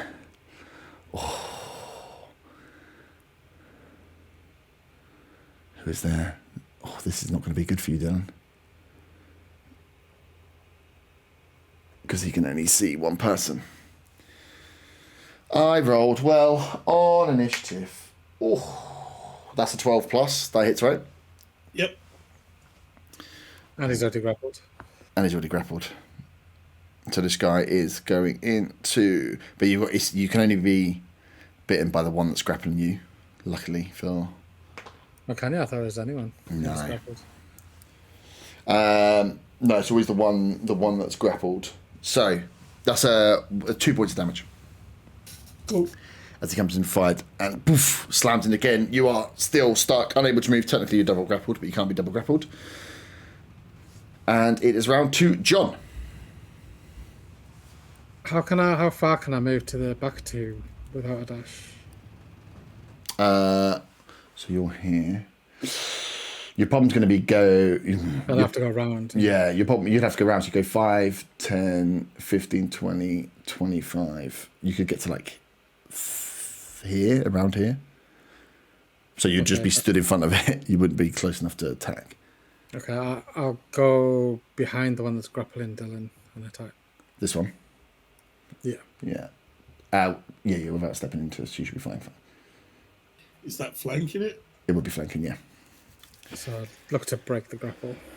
So you can attack it, or yeah, attack it and then that will cause it to do a strength check to see whether it holds the grapple. As long as it can. So your attack, and it's attack with advantage because you're flanking. Oh, that's a good job then. So that'll be with strength and proficiency. That'll be a 25. Yeah, that hits. Funnily enough, yeah, that hits. Roll your damage. 7. 7. So you, So you are running bound, dance around the side, did it, and he's struggling with this guy, come straight with a hammer into the back of the head, and doof, down goes our friend in one. A solid hit on a weakened enemy. There you go. And Dylan's ungrappled. And Dylan's ungrappled now. So then you feel the hands of, whereas you're struggling, you didn't realise that the hands that are struggling against you have fallen loose as you've got one guy that's behind you, but you feel the relief of the grapple from behind disappear. Oh, thank fuck. Okay. It is this guy's go now. He is going to 10, 15, 20. I can only get 20.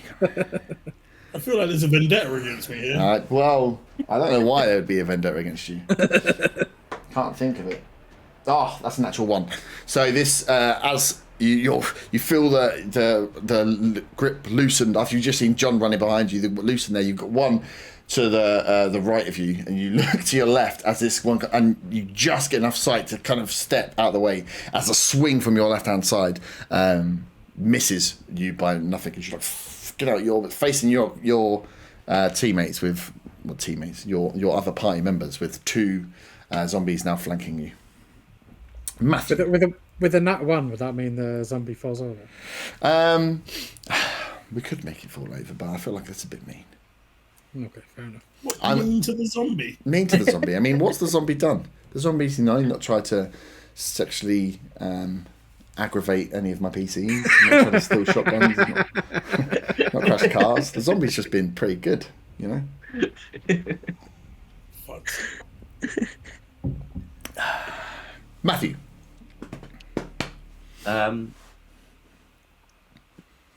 So I am going to attack the one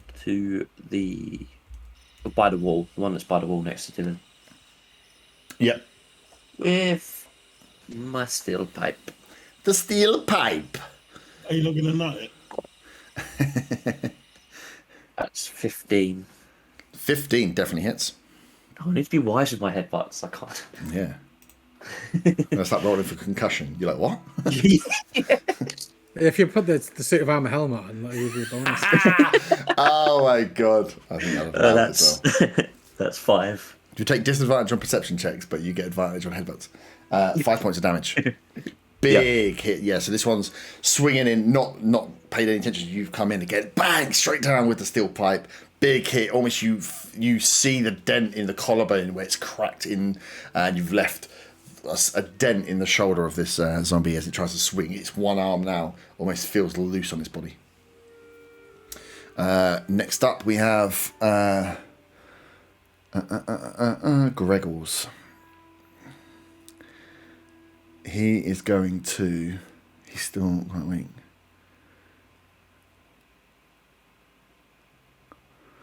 Where's his lover? Luke. Greg is going to maybe try and present... No. He sees you with one. He's going to step round to the side of Dylan, the other side, and take a swing at this other guy. With the metal pipe that he was given. That's a 15. 2 points of damage. So yeah, as you're there fighting left and right, Dylan, you see Matthew come to one side, smash into one of the zombies as Greg steps up, still looking a little bit battered and bruised, and swings down. You hear the thud. You can't see because the zombie's behind you, but you hear the thud of that metal pipe smashing into the skull of a zombie. Which one is he? Cool. That is then round 2. The last boy. Oh,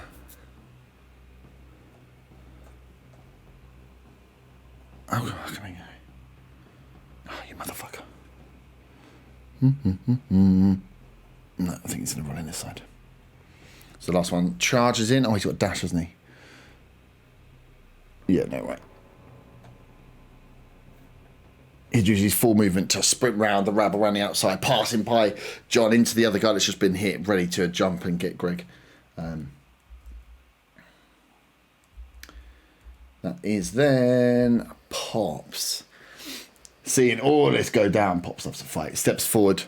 He pulls out. He's got one of the machetes as well as he goes full swing into this dude. Big hit with a D6. And absolutely nails it. So Luke, if you step back, you see Pops step forward and just slice in. So Greg's there, he's swung and hit one. This other attacker's come flying around the side, and Pops just steps up, big overhand with a machete, and you see it mildly impressed with the way it slices into part of the attacker as he pulls it out on the turn and almost pops the head off with the swing as he goes down. Blood splats up. Pops kind of turns around and gives a little wink to you, Luke. So he's got a smile on his face. He's enjoying this probably a little bit too much. And then 7 initiative. Dylan. The one that John attacked, is that down? Is that dealt with? Yeah, so as you see now, he's down and out. He's down and out, so there's only the two. There's the two either side of you at the moment, yeah.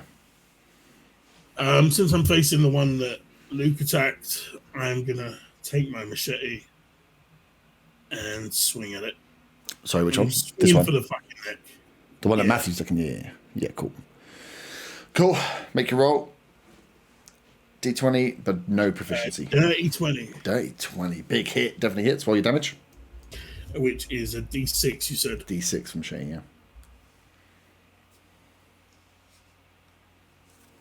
yeah. 3 with my dex. 3. Nice. So you slice in, and again, the almost the hole being left as a target for you to go in with the depression of the kind of collarbone. You go into that same angle, deep into the kind of the bottom of the throat area, and as you pull it up, the head flops, nearly falling off to the side as this guy goes down. Do I have any movement left? You will have movement, but you're still within the attack sphere of the one in blue. So if I try and move away, it'll attack me. They'll get a reaction, yeah. I guess there's nothing defensive I can do. There's no defensive action, is there? No, you've used your action already, yeah. I guess I stay where I am. Cool. Gonna get attacked either way. Well, you never know, they might miss. Okay.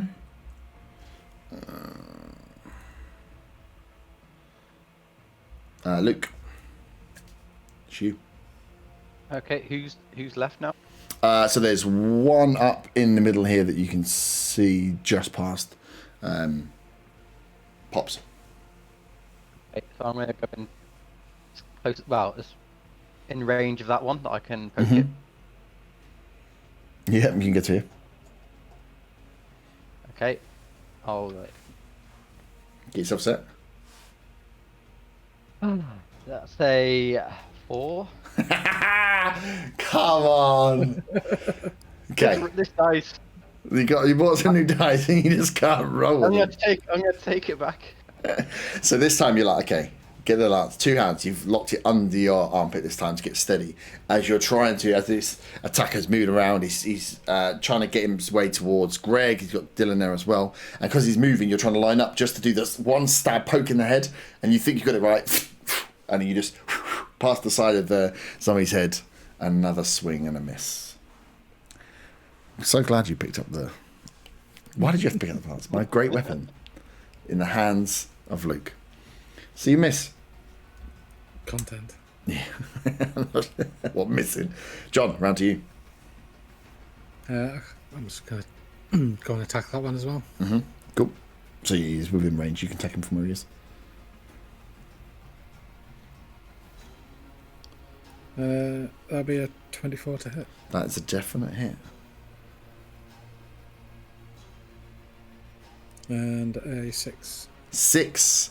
So again, you swing right into the back of the skull and brains on your hammer as you remove it and attacker falls to the ground. There are no enemies up. But there are still them on the ground. So yes, technically at the moment you're out of initiative. I am going to stomp on the head of the one closest to me. Yep. Just to make sure. Yep. Cool. So yeah, you step up, big boot into the skull as it squidges under your boots. Getting used to that as a premise now in these times. And I will hammer other heads.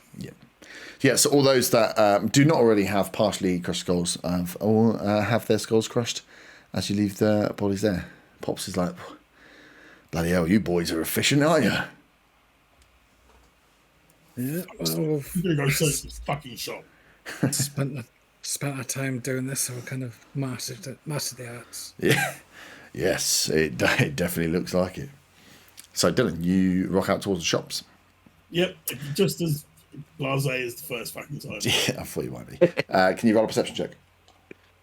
The alarm goes off. Perception is Oh my god. 0. 0. Okay, now. Yeah, he has just had to I split. thought I was to be fair, minus so- 3, but it's minus 3. It's a 1. It's a 1. Either way, it's a 1. Yeah, you headlong straight in front, walk straight up, and walk straight in the shop. Perfect. Any more? You guys are technically out of initiative now, so it's kind of free actions if there's bits you want to do. Or check. Yeah, I want to get up to the junction and do have a little look over to where the car is. See if there's anything else going on down that end. Yeah, cool.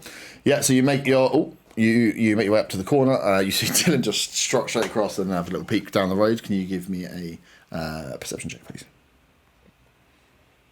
That is a 19. 19. Oh, good roll. So as you look down, you note two things. One, before you look down, you look straight up across.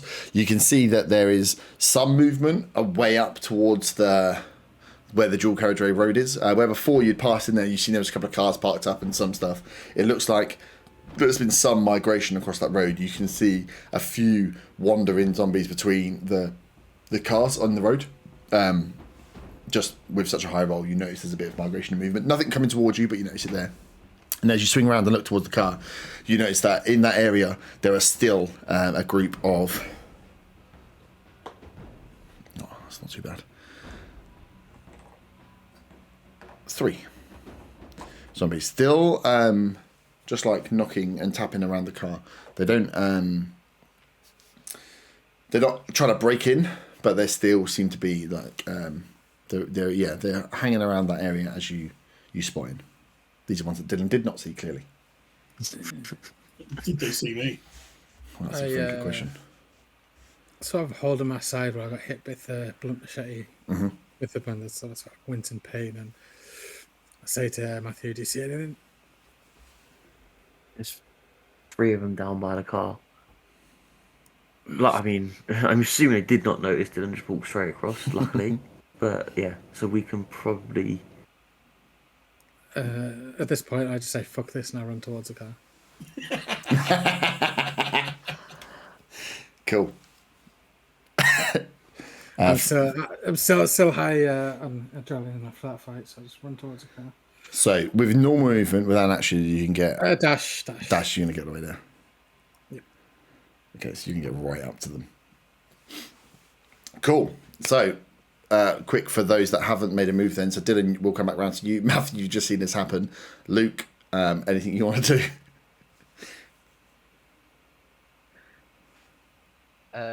Nothing at the moment, no. Just watch him go charging up towards the thing. Perfect. Okay, cool. Greg is milling around and Pops comes up and just watched him walk and just Matthew comes to you and goes, "What the fuck is he doing?" I have no fucking idea. Perfect. We need to start fucking getting smarter with this. Yeah. What are you talking about? It's fine, right? Cool. So we might as well leave your initiative scores in. Let me get these guys on, see what happens. 15, 5. Oh, you bastard.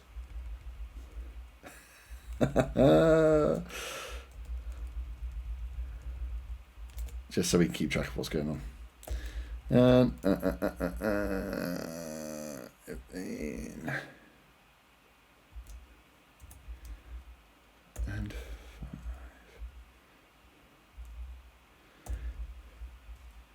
Perfect. So we'll just take this on the original initiative that was there then. So Luke, you are up first. You've seen Dylan just storm off across to the thing. You see Matthew look around the corner and spy out and say, "Oh, there's." You've heard the conversation between him and John, and then John just start fucking running, and you're like, "What the hell?" You have that scene in front of you. You can see the road, you can see the shop, and you can see John making his way towards the attackers. What would you like to do? Seeing as I'm so prolific with my weapon, I think I'm gonna come and join. Yep. Why's my music still playing? Cool. So you want to just make your way towards them. So normal movement will get you there. You can use your action as a movement to get him closer if you wanted to, but then you don't have an action after. I'll stay there for now. Stay there. So you Run down the road with a lance. I was gonna say. So you go, okay, lock it back under your arm and just start trotting down like Then he's a horse. Then he's a horse. And as you trot past Pops and Matthew, Pops again goes, what the fuck is he doing? Perfect. And you were dashing, so they would have heard when they turned around. I didn't hear. Oh, that is a 10 for this boy stepping up to you. 10 doesn't hit, does it, John? No. No. So as you come charging down, you notice that they start to turn around, hearing the noise of your footsteps, your boots on the tarmac as you're running. This one turns around, goes to launch for you, but with the kind of speed that you're running at, as he jumps, mistimes it, and you manage to dodge out of the way of the incoming attack. It is now your go, John. I see him run towards me, dodge it, and I'll take a swing at him. Yep. Roll your attack. That'll be a 14. 14 hits.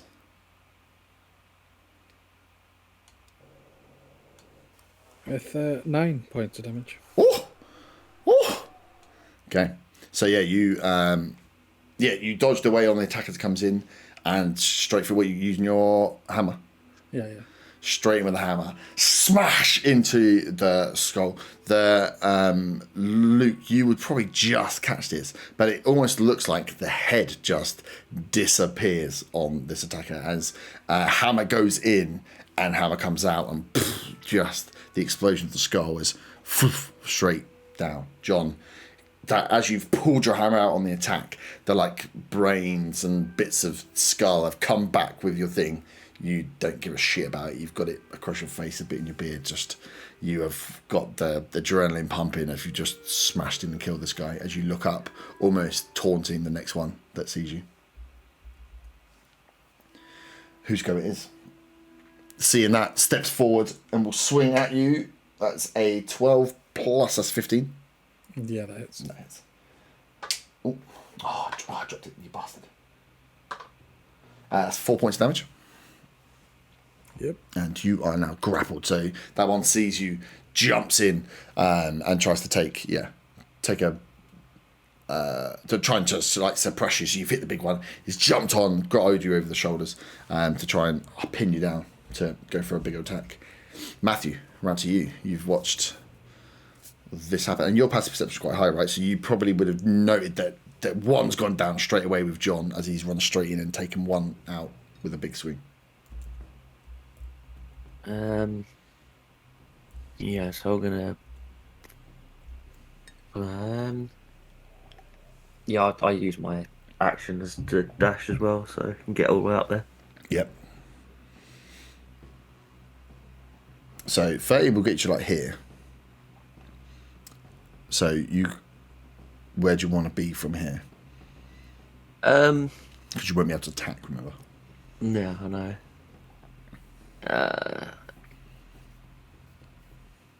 Maybe by the door to the building. Yeah. Yeah. It's fine, I've got this. Yeah. Just hoping I can get the attention of the other one right on ring going for. Cool. Greg and then Pops. Greg's not really feeling this, so I think he'll probably come up close to Luke. And Pops is gonna just position himself towards the shop, keeping an eye. He's seen the three of them there. He's seen whatever the fuck that was. Like a good display, and then a really like mental decisions being made. So just hanging back to keep an eye on the surroundings, surveying what the hell is going on. As it comes round to Dylan, you are oblivious. Since I have no idea there's any zombies Yeah. there, I'm just gonna search the shop. You search for shotguns, are you? Yeah. Not for a shotgun, just generally search the shop. Search shop. Cool. Give me a investigation check. 15. Ooh. Where did I put all the things? 15. Perfect. And we are in a shop. So give me a D8. Give me 2 D8 rolls. Combined or separate? No, separate.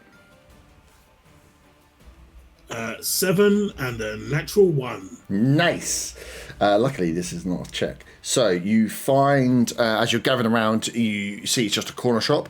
You grab up a load of like bags, like what will be on the end, like little packets of like nuts and sweets and little bits there. Grab them off and grab a few different bits of food in cans. That's enough for about 3 days worth of food. Okay. And then as you're looking around, kind of pissed that you can't see anything, you notice that tucked behind the door that you knocked open was a fire extinguisher. Fire extinguisher. There's a fire extinguisher. Okay, I pick up the fire extinguisher. And at that point, I turn around, go to exit the shop, and say, "Hey lads, look what I fucking found." Yep. And see the scene in front of me. Yes. You see, yeah. You come out in time as you're going through, just see the back end of Luke trotting down with these lance under his arm. Pops stood in front of you, and then these guys just fighting and attacking down there. That's like, what the hell? But yeah, you have a fire extinguisher. Sweet.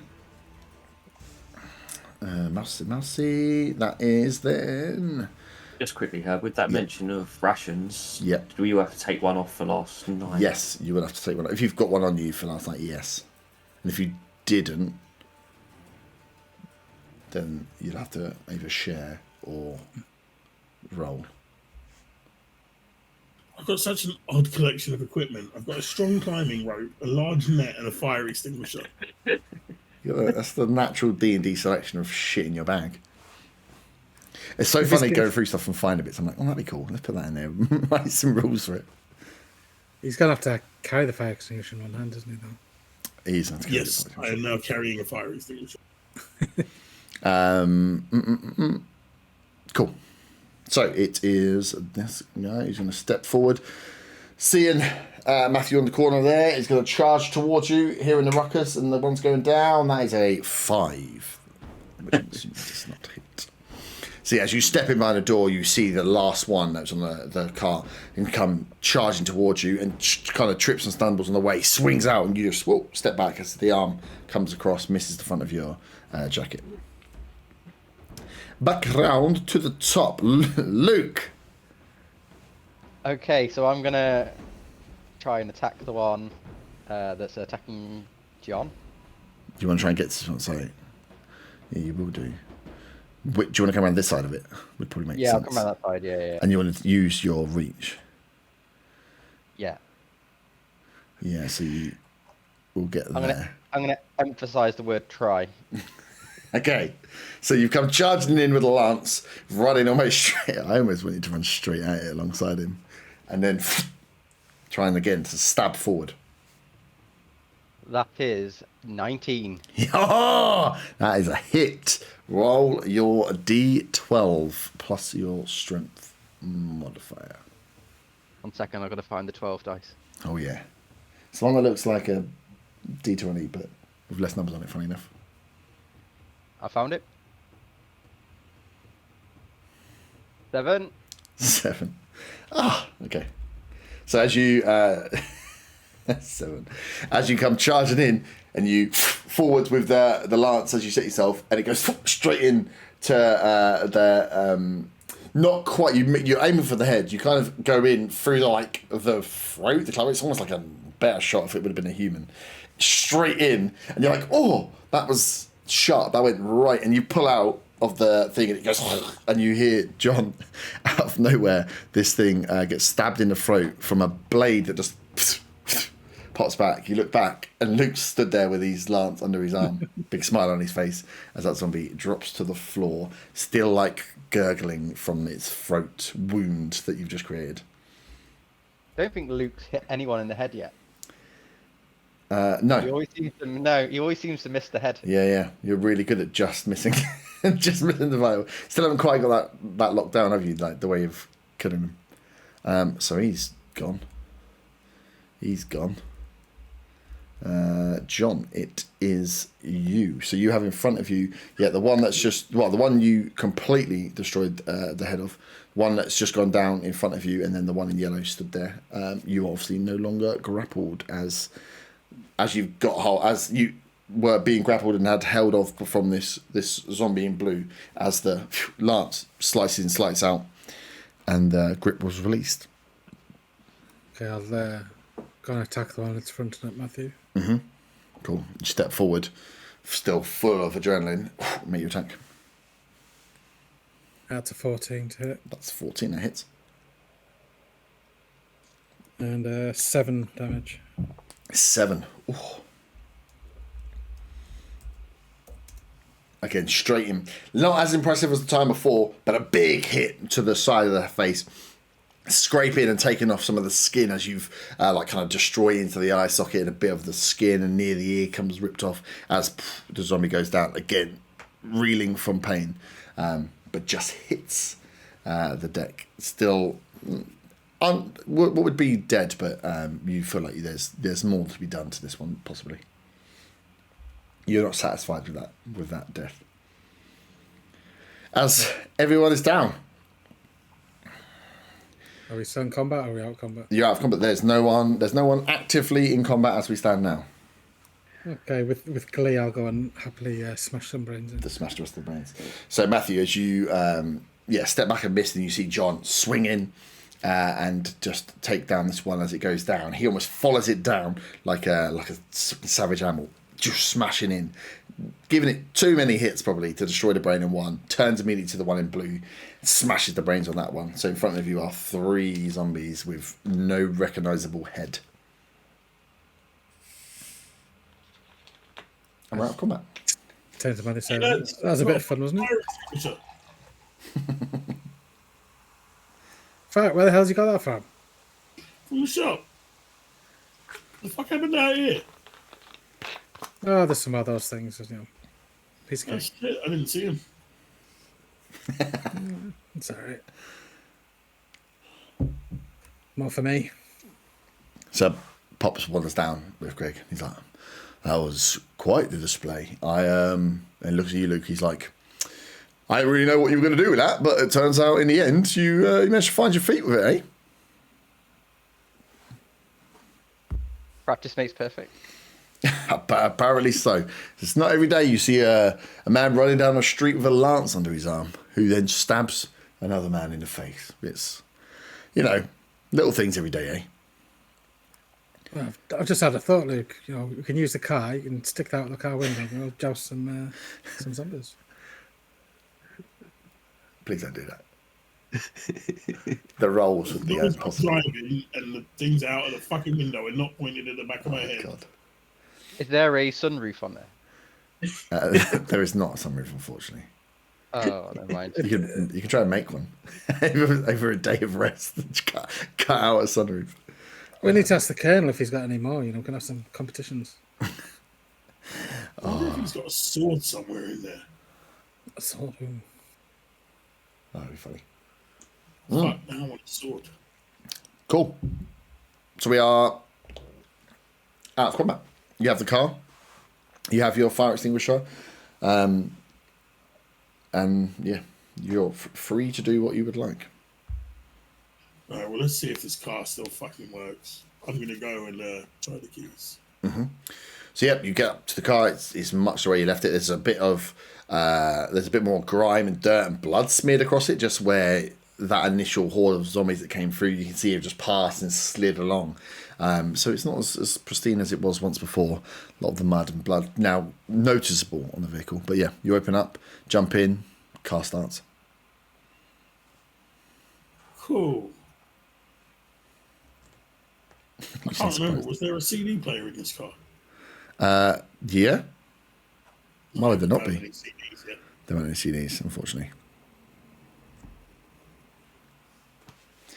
So yeah, you have the car. Pops will rock down and she's like, well, like you guys were saying, if there's not going to be enough room, I will head back to the house, make sure things are secure there. I have no doubt you will be, you're very capable with what might be in front, so I'll let you guys head back and I will be awaiting. You reckon you'll be back today? Shit, no idea. But tell Akira I said hi. I will definitely do that. But Dylan, maybe just, maybe don't play it so keen. It's the end of the fucking world, mate. Yeah, I know. And even in the end of the world, you appear to be struggling a little bit. So just maybe pump the brakes a little bit. And he all turns and just starts heading off. Greg, who hasn't said anything for a while, walks up to you guys. He's like, we going now then? Let's go. Everyone jump in. Come on. Let's get this show on the road. Sweet. Bundle in, dust yourself down, drag the zombie bodies out of the way that are in the road as your car starts off, and you head, I'm assuming, heading off back towards the house. Can my lads fit in the car? Yeah. Put it on the roof rack, maybe? Or... You might want to try and tie it to it. It would, but it'd be one of those ones where it's like, it has to go in the central console all the way through. So you've got to hold it from the back and it's all the way up against the windscreen in the front. Okay. But yeah, you could try and tie it. Or you could, it's up to you. You could give it to John if you didn't want to take it with you. Or, Pop, sorry. Or you could try and tie it to the roof. Go crazy, do what you want. I mean, I could hold it out the window. You could also hold it out the window. I just worry what the rolls will be if that hits anything and you're still holding on to it. But we'll come to that bridge when, I'll if it can fit in the car, I'll put it in the car. Yeah. On the way there, it'll probably be okay. On the way back, it might be a bit more difficult. I'm highly uncomfortable with this lance next to my head. Perfect. Cool. So you'll jump in? So what's the chances of Luke still having arms on the way back? Well, I don't know, but we're going to find out. Jesus Christ. Cool. So you jump in the car and you start making your way, I'm assuming, towards... And it's the early morning, so it's quite easy to navigate back towards Winslow. Can someone give me a D20 roll, please? I got 16. 16, nice. Why does it stop playing?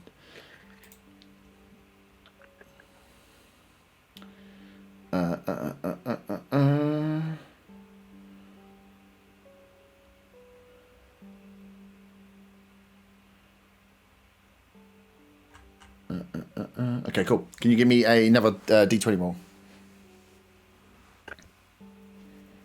13. 13. Oh. Perfect. So as you're driving down and coming around, Dylan, you notice there's something on the side of the road. It looks like there's either been a crash or something's been parked up, and there's like bags that have been pulled out and emptied onto the road. Okay. This is the kind of thing I'd usually ignore. You can roll a perception check if you want. That never ends well, but yeah, I'll do it. 10. 10. So as you kind of slow down as you're approaching, it just looks like a car's been either there was a car, and you're trying to think back, like the car was the car there before? It probably was there before, but these bags definitely weren't there. And as you're looking, you can't see any movement around the vehicle at all. It looks like a vehicle that's been looted and stuff's just been pulled out and left on the road, and then just left open, and that's it. But as you kind of slow down and peek, looking around the edge in the kind of ditch or on the side, you can't see any movement. Me personally, I'll carry on driving. Okay. This isn't something I'd stop for. Sweet. So you just carry on. Unless Drive anybody past else wants to try and stop me, you know. No, I'm not gonna stop you. Cool. So you drive on past, and as you drive past, you see it as you pass those in the car. As you look out, it just is a car it's got like back boots open. One of the side doors that are not on the roadside, the other side are open, and you can just see loads of bags and loads of stuff just been pulled out and left on the road, just like suitcases and bits. Yeah, my assumption would be anything useful has already been fucking taken. Mm-hmm. It'd be a real shame if there was a shotgun in there. And you carry on driving. You carry on driving down the road towards Winslow. So you make your. It's a fairly simple, peaceful drive. It's like I say, still early morning. Like a nice crisp, cold air. Get the windows wound down, and there's an air of like normality about this drive. Bar the lance being in the middle of the car, it would be quite a normal day. As you pass through, you don't see much more. There's no sign of any of the hordes on these roads as you pass through. As you start coming in then towards Winslow. So as you approach Winslow town, is there anything you would like to do, or the house, or are you just going to rock straight up? The town's been looted, hasn't it? So Yeah. Just go straight in. Yep. So you pull up to the drive. The gate's open, as it was when you left, and you drive up the long driveway up to the Winslow schoolhouse. Park up. Jump out. What would you have to do? Yeah, I mean, we're pulling up to get the others. So, like, can anyone see anything around there? Is there any reason not to just pull up and park up? Now, as you come up the drive, it all looks fairly standard. Someone could give a perception check if they like. Yeah. That is 13. 13. Looks like the Horde House. The Horde House? No, not the Horde House. That's the wrong place. Looks like the schoolhouse. Looks as much as you left it. The doors are closed. The like fire pit and stuff that you had in there doesn't look like it's been lit over the night, which is maybe a little bit odd. But you pull up and it looks as it looked before. As you kind of pull up and turn off the keys and get out of the car, there's nothing looks odd as you sit there. Okay. I'm just gonna go straight up to the front door and walk in. Mm-hmm. So as you walk up to the door, and as you get twice towards the front of the door, you just get kind of moved to the side as Greg has just kind of shoved you over, and he opens the door to go through first. And as he opens the door, he stops, and you almost walk into the back of him, and then he just starts running forward. Oh, fuck. If it's that bitch Susie, I'm gonna fucking kill her. And I follow him in. Cool. What the rest of you do? I guess I'll follow in too. Yeah. Sweet. So you step in, and what you see in front. Oh, Just before, is there enough room in this building to swing a lance? I can't remember. Just about. I was actually trying to remember the exact size of it.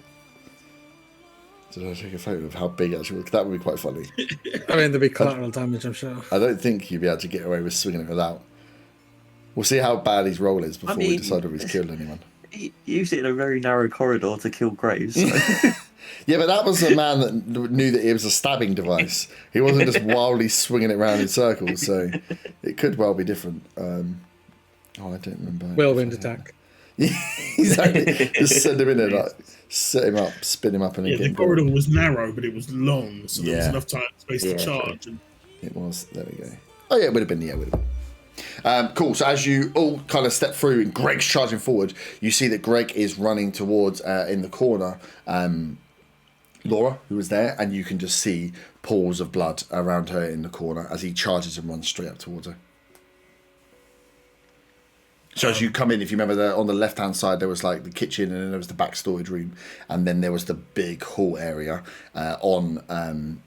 He's run over, and on Beth's couch is Laura with just blood poured around. so, perception check for movement, see if any of the others are there. Yeah, cool. Give me. Yeah, if you're in first, give us the perception check. That is 11. 11. So you.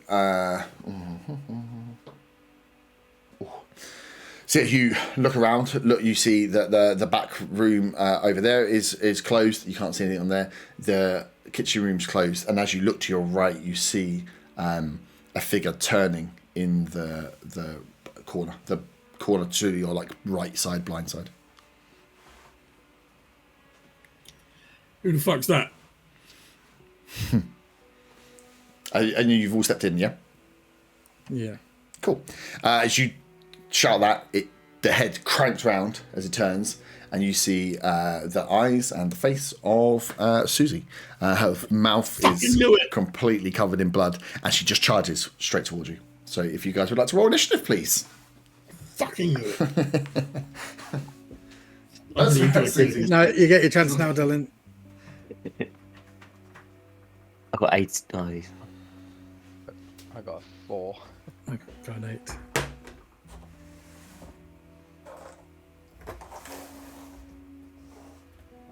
Is Luke secretly celebrating Laura dying? Maybe. No competition. It's all yours now. He's going to be comforting Greg. I'm gonna be the rebound. But Susie was a nurse. Oh shit. The conflict.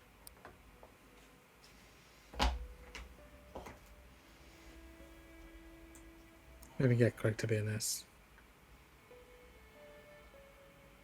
Greg will be whatever you want him to be. Daddy. I should start calling him Daddy now. Oh, please do. Try to get the. And Herb's in here either.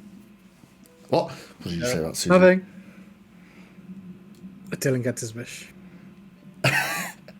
Every time he's just like, that fucking Susie's dead when I come back. Why would she be? Why have you got no The trust? amount of times I warned everybody that she was going to turn into one of these fucking things. Okay, so you guys are in. So it would have been Dylan in first. Who would have followed him behind? Any, I think it was. I don't think there was a particular order. No, there wasn't. No. okay, so we'll put. We'll have Luke just trying to work out how he gets his lance through his door as he comes in. So yeah, the two rooms to the side here. This was the kitchen. This was the other one. This is the big space. Back corner is the sofa where Greg has charged straight over, and this is where you've seen Susie as she comes in. As she turns, as you say, "Who the fuck's that?" We need Matthew as well. He's in there. He's down. He's like behind the wall. Oh, okay. So, initiative, yeah? Yes, please. Got I 18. rolled it. 18. Oof. I rolled a 4. I got an 8. And I had a 15. Okay, I literally didn't take note of any of those. Luke got 4. I know that much because that was funny. Matthew 18. Yeah. John, what were you? 8. 8. Dylan? 15. 15. Ay, ay, ay, that's a spicy meatball. 8. Cool. Oof. Okay.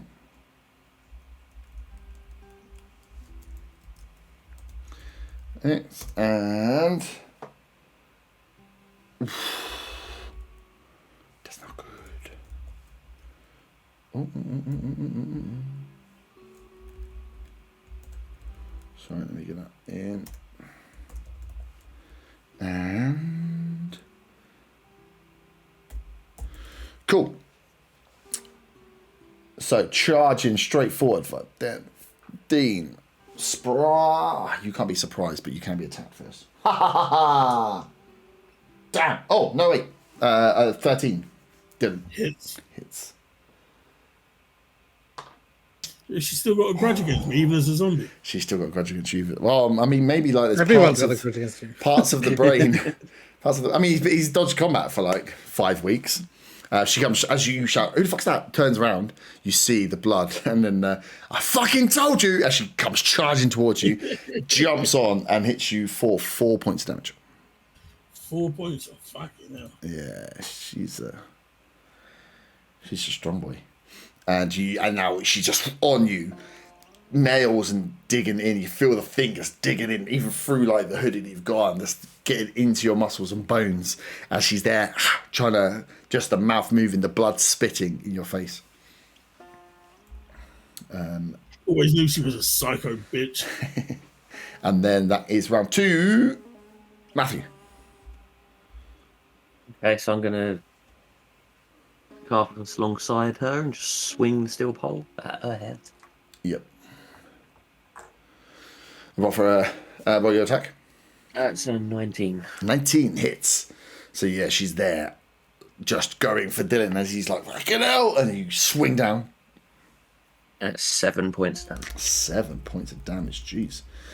Big scream goes out from her as she's coming on the side of her head and neck. But her eyes are still trained in to trying to get hold and get a chunk out of Dylan. But that was a big swing from her there. Dylan, it is you.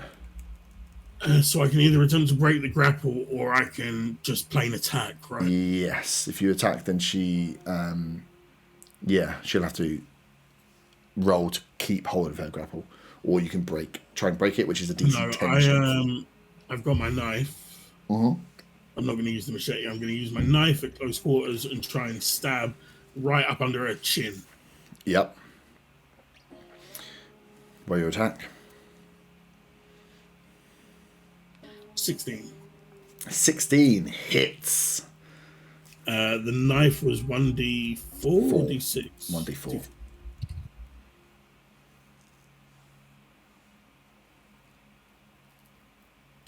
Four damage. 4. You get the knife, and yeah, she's going for you. Slides up with right underneath, and as she the mouth is biting towards you, you can see the blade through the mouth as it bites and slows down. As you realise you are now just holding her body up with your knife. She is not. The grapple releases. She is not moving, but yeah, you're kind of got her up almost like a freaking puppet on a knife. I pull the knife out. Cool.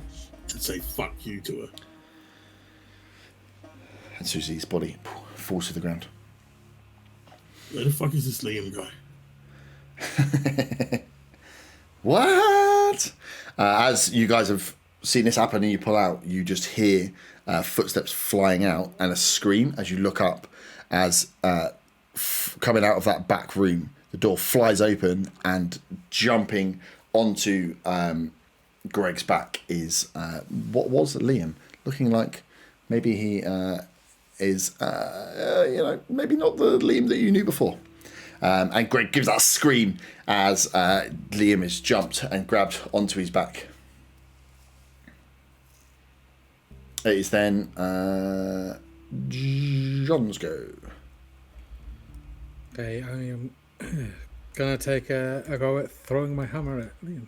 Oh, I like it. Yeah. Make your attack. That, with it thrown, is that still a proficiency or? Yeah. Yeah, it's exactly the same. It's just it's a range. 26 to hit. 26 definitely hits.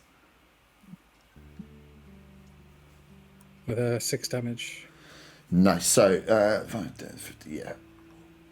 Cool. So yeah, if you step out in front of Dylan to make sure you're within range, not threat disadvantage, launch it as it right into the back of Liam as he screams as he's still biting into Liam's back. But good connect, and you see like the flinch of Liam as the hammer connects and then hits the ground.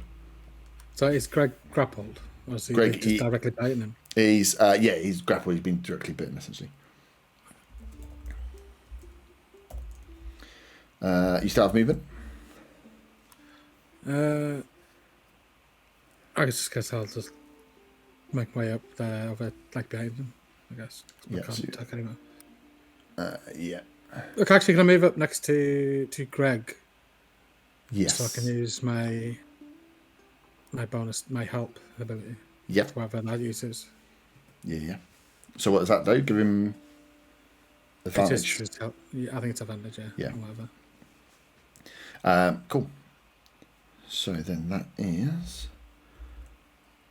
Greg's turn there. So yeah, so Greg's going to try and throw Liam off with a break, which he gets advantage on, which is good because he got 14. Nice. Helped. So yeah, as you're there, you're trying to get involved. As Liam's there, you're trying to help him get off. As Greg, with your help and with Greg, he kind of rolls his shoulder and launches Liam bang against the wall as he falls down onto the couch and like spirals down, steadies himself on the wall and looks up towards you both.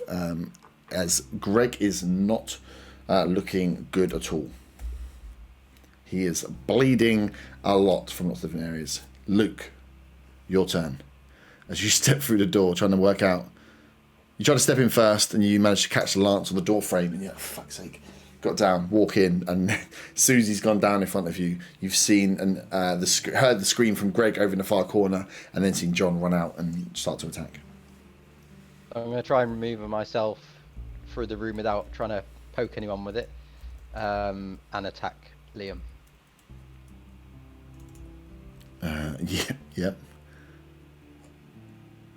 Yeah, so you can get to... you can either front up and alongside John to get your attack, or kind of hit him on the more of a diagonal or the side. Anywhere on this I'll like do half the circle. diagonal. I'll do the diagonal, yeah. Yeah, cool. You should get a rage advantage for Greg being hurt. The pain. That's Yeah. how that works. Right, your attack. It's just a straight 20, isn't it? Straight. With your yeah, strength modifier. So that is 15. 15 hits.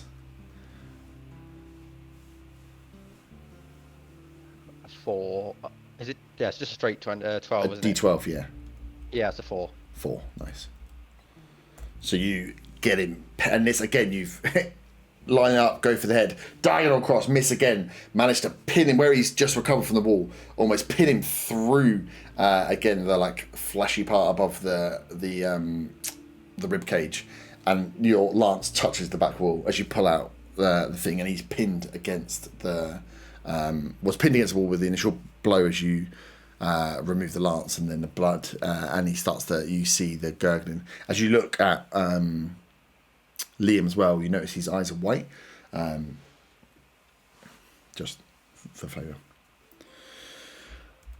Perfect. Round to the top. As you've taken the fight there, and Greg's thrown him off, and John, Greg's kind of stepped back, and he's now bleed where he had the initial bite across the front of his like chest and shoulder. The back is now dripping with blood as he's leaning against the wall, and as he's kind of catches his breath, and you hear him scream one more time as you notice the body of Laura bitten onto his ankle. So she's got hold of Lowry's leg, and it's just bit right into a chunk of his low scream as he screams out another time. As a new zombie is ended. I was going to do the voice, but I'm not going to do it. So she takes a bite, and he falls down, and then steps up.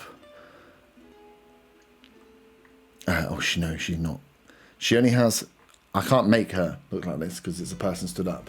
But she is on where the like her insides are trailed out, she is not moving her legs. She's kind of hobbling across and pulling herself across the floor as she tries to make her way, like almost dragging herself after taking Greg down towards you, Luke. She can move 10, which is nowhere near enough. So she moves the last 10. Does she count as being prone then? Yeah, she does count as being prone, yeah.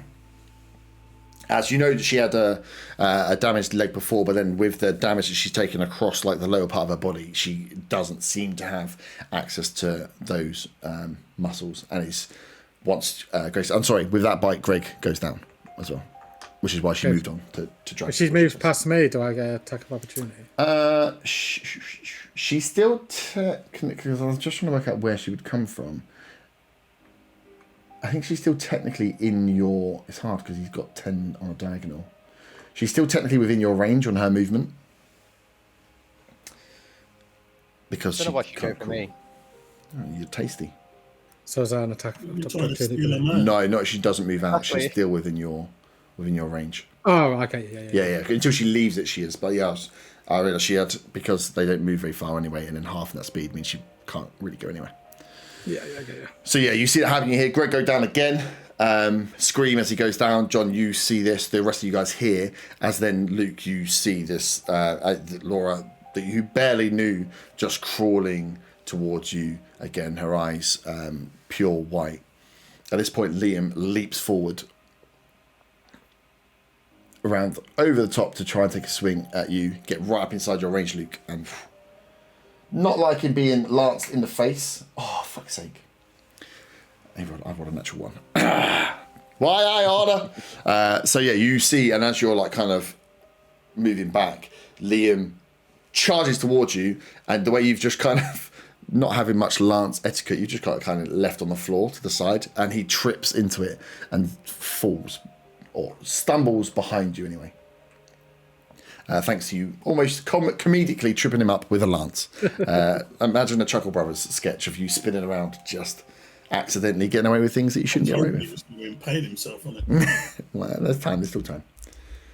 Matthew, round to you. So Susie is down. You've just seen the knife come out from Dylan as she flops to the floor. Then you hear the scream, Greg's gone down. You see these moving, and you see Liam moving around. You've got this in front of you. I head towards Liam. Mhm. Swing the pole at his face. Yep. That is 22. 22 hits. And a 7. 7. Liam, you destroy the head of Liam, if that is what you are so going for. Big swinging as he stumbled off the lance, hit the wall as he comes back to like right himself, almost him leaning into your attack as the two come together, and the thud, the deep... I didn't catch that. Oh, sorry, watch. The deep thud as the metal pipe connects with the skull of Liam, as you see the side of his face go, and you notice the one eye, the one white iris eye staring at you, whilst the other side of his face is just metal pole as he drops to the floor.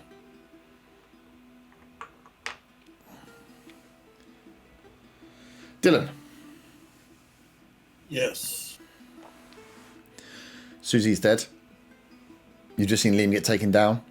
And you can kind of work out in front, you've got, one crawling Laura coming towards Luke, and Greg that's just gone down in the back corner. Susie's not dead enough. I'm going to try and chop her head off with a machete. Oh. Nice.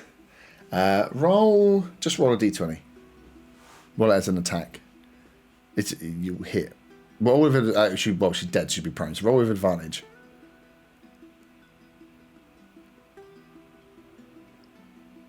16.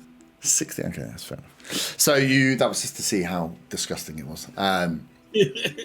So yeah, you step over to the side, see her with the mouth still open, the huge gap in the bottom of the jaw, and with her head leaning back, it leaves such a clean section, and you go down one in, back, and the second slice with this machete straight through the rest of the spine as the head pops off from the body. With that, I just back up against the wall. Cool. I'm good for this fight then. Perfect. John. As I've thrown my hammer, is to take an action to use the machete now to equip it, or can I equip an attack? You could have had the hammer and the machete out. Okay. Because the hammer's only one-handed. It's only if you've got a two-handed weapon, you've got to take an action to change. If you're like, I'm two-handed weapon, a hammer and a machete, then that's fine. Okay, then. Well, as the hammer's on the floor, I'll swing for Laura with the machete. Yeah, so roll attack with advantage because she's prone.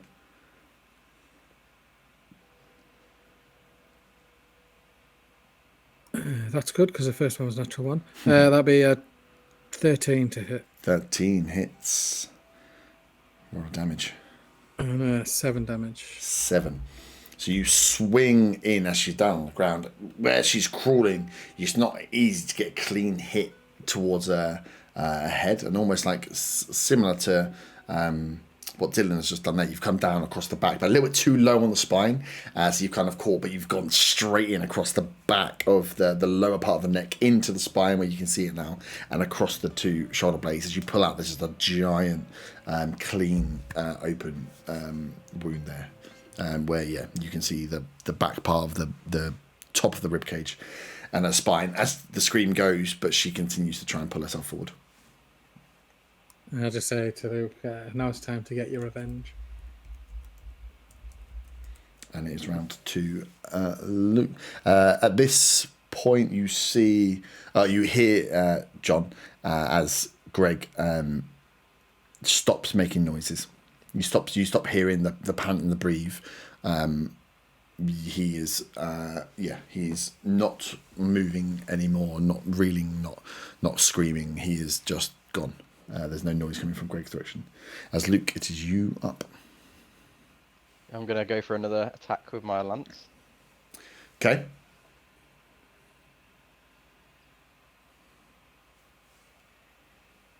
With advantage, remember? Yeah. Advantage. That's 10. You had the worst rolls with this. 10 hits though. What did you roll? Like a 7, a 4, a 10, and like 119? I got a 10 and then an 8. Oh, okay, fair enough. Yeah, roll damage. 9. 9. Jesus. So yes, so with this lance, the way that it is built, so it's a long thin pole and there's a spike on the end, but then there's a hook that comes out to the side. And as you've got it on the floor where you've just tripped up Liam, and so and fall down, you kind of notice that, this could be used instead. So you kind of, instead of going in for the straight poke, you kind of flip it round and down, and as you go round and down, that extra blade bit slices the skull almost clean in half, as Laura is no longer moving. She is very much destroyed. Do I have in an the head. extra action? Why would you need an extra action? I want to run over to Greg and say, Daddy. Daddy. You can start the run towards Greg. Because, technically we are out of combat. Okay, pick up my hammer. Yeah, you pick up your hammer. Luke, you leave the lance almost splitting the skull of Laura, and you run over to Greg. Roll a medicine check.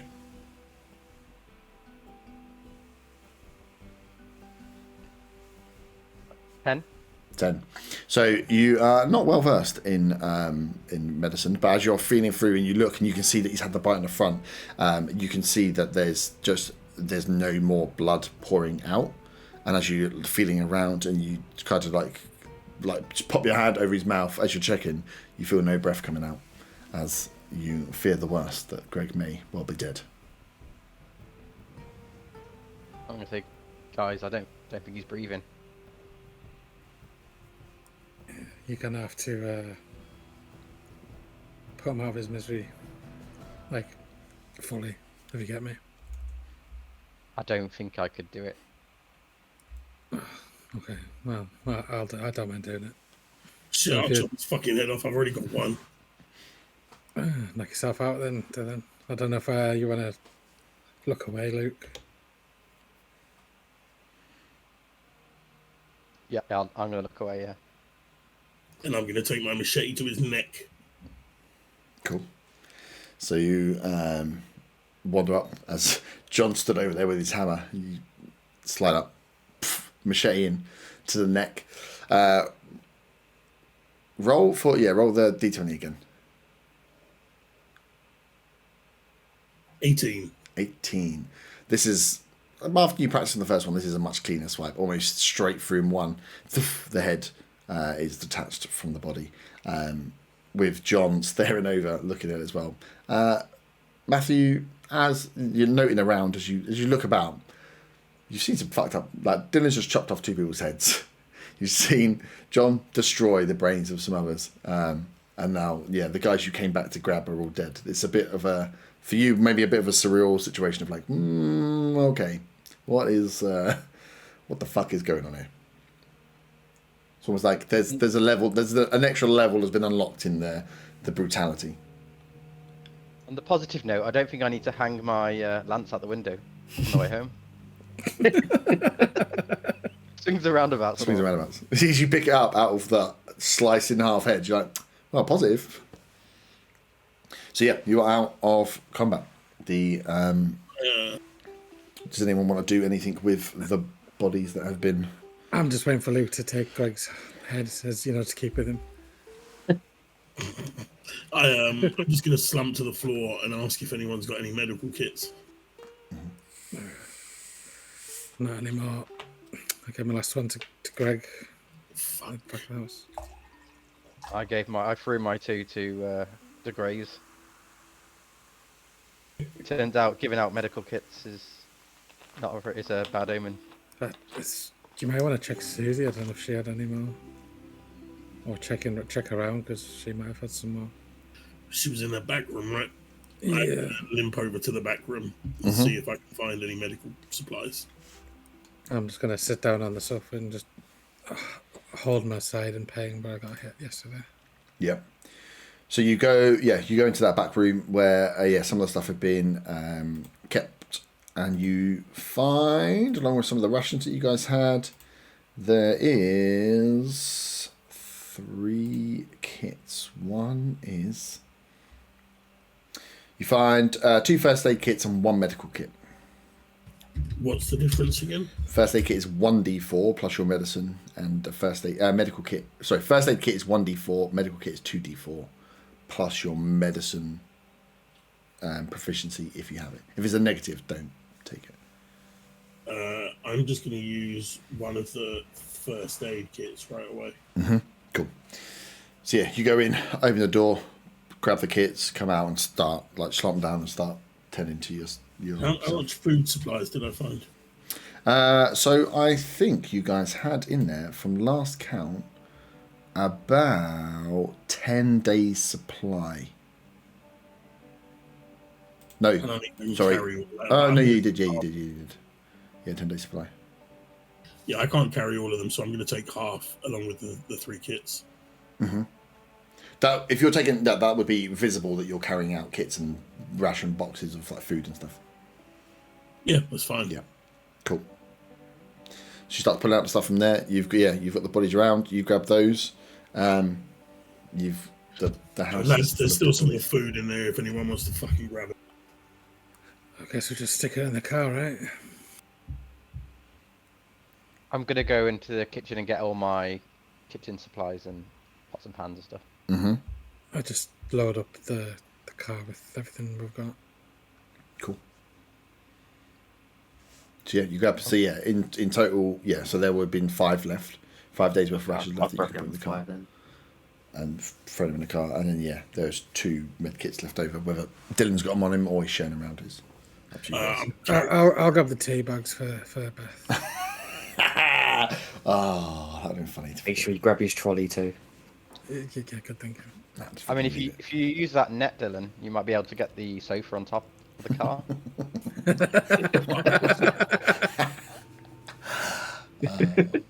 I've also got a bag in here that I'd left, which has 7 partially full large bottles of alcohol. Mm-hmm. So I'm going to grab that as well. Well, like I say, everything we've got. Everything you've got in there, We can just put in the car. Yep. Yeah, funny enough, the space. Who'd have thunk it? Are we heading straight back? Well, there's nothing else around here to do, is there?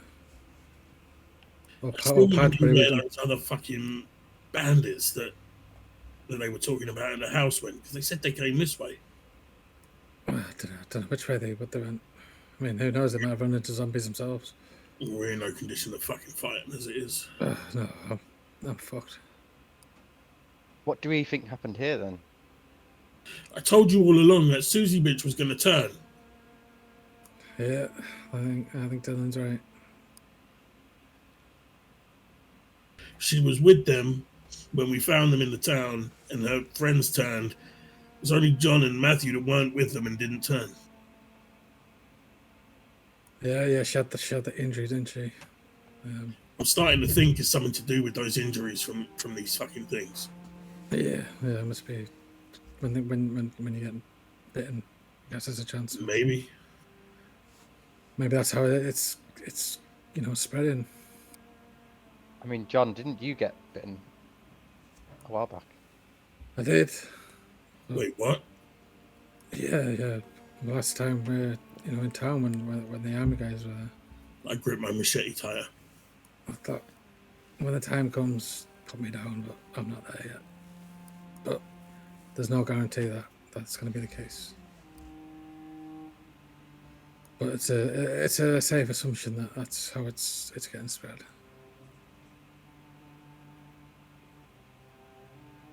Yeah, I'm just staring at John now. Mm-hmm. And I'm just staring back at Dylan. Kiss. Cool. Is there anything else you guys want to do or grab or check in here? I do like the idea of putting the sofa on the top of the car with a net, but yeah, is there anything else you want to do in the... So I've got the tools to do it. I just don't want to lift a fucking sofa right now. I think we're fine for sofas back at the big house. I'm sure they've got plenty. Let's get the fuck out of here then. Yeah. Cool. So you do one last sweep round, grab everything that's in there. As you, Matthew, with your passive perception probably, as you were pulling out the last of the boxes from the other room as well, you noticed the little book that Susie had. The bits that she was writing notes in. Grab that and throw it on top as you leave. Throw it in the car with everything else, which was a notebook from before. But yeah, everything else is cleaned. You took out anything. I don't think there was any weapons left over, was it? Most of the pipes were already given out to people. I think there was one pipe left. So it was 3 altogether, weren't there? Yes. Yeah, there was, yeah. And I've got the other, so yeah, it's still... And Greg's one will be with Greg if you want to take it from his body, so there'll be 2. Yeah, I guess I'll just chuck all 3 of them in. Next spare one then. Cool. So you leave the school, closing the door behind you, leaving the door open. How are you leaving the house? Who the fuck cares? Yeah, leave it. Perfect. So you jump in the car, you got your food, and make your way back. You heading straight back? Yeah, there's nothing left. Yeah. Mm-hmm. Besides, I think most of us need another fucking rest. Maybe a long rest. Maybe get bunkered down for a bit. Yeah, I could do with a couple of days just to recover. And it's a bit awkward holding this lance in the car, so the quicker we get back, the better. You got to down. If you can even use the fucking thing properly, it'd be worth bringing with us. Oh yeah, I've done 2 hits today, so... 2 hits today. Oh dear. Cool. So you make your way back. You drive back the way you came.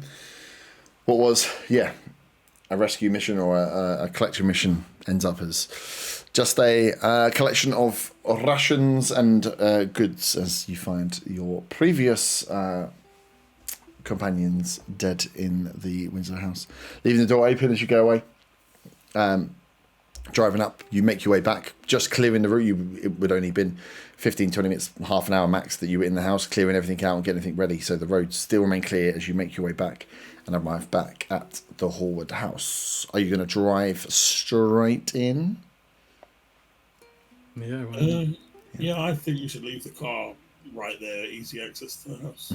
yeah. I think if we leave it around the back, it's not. People might see it and try and take it maybe from the road.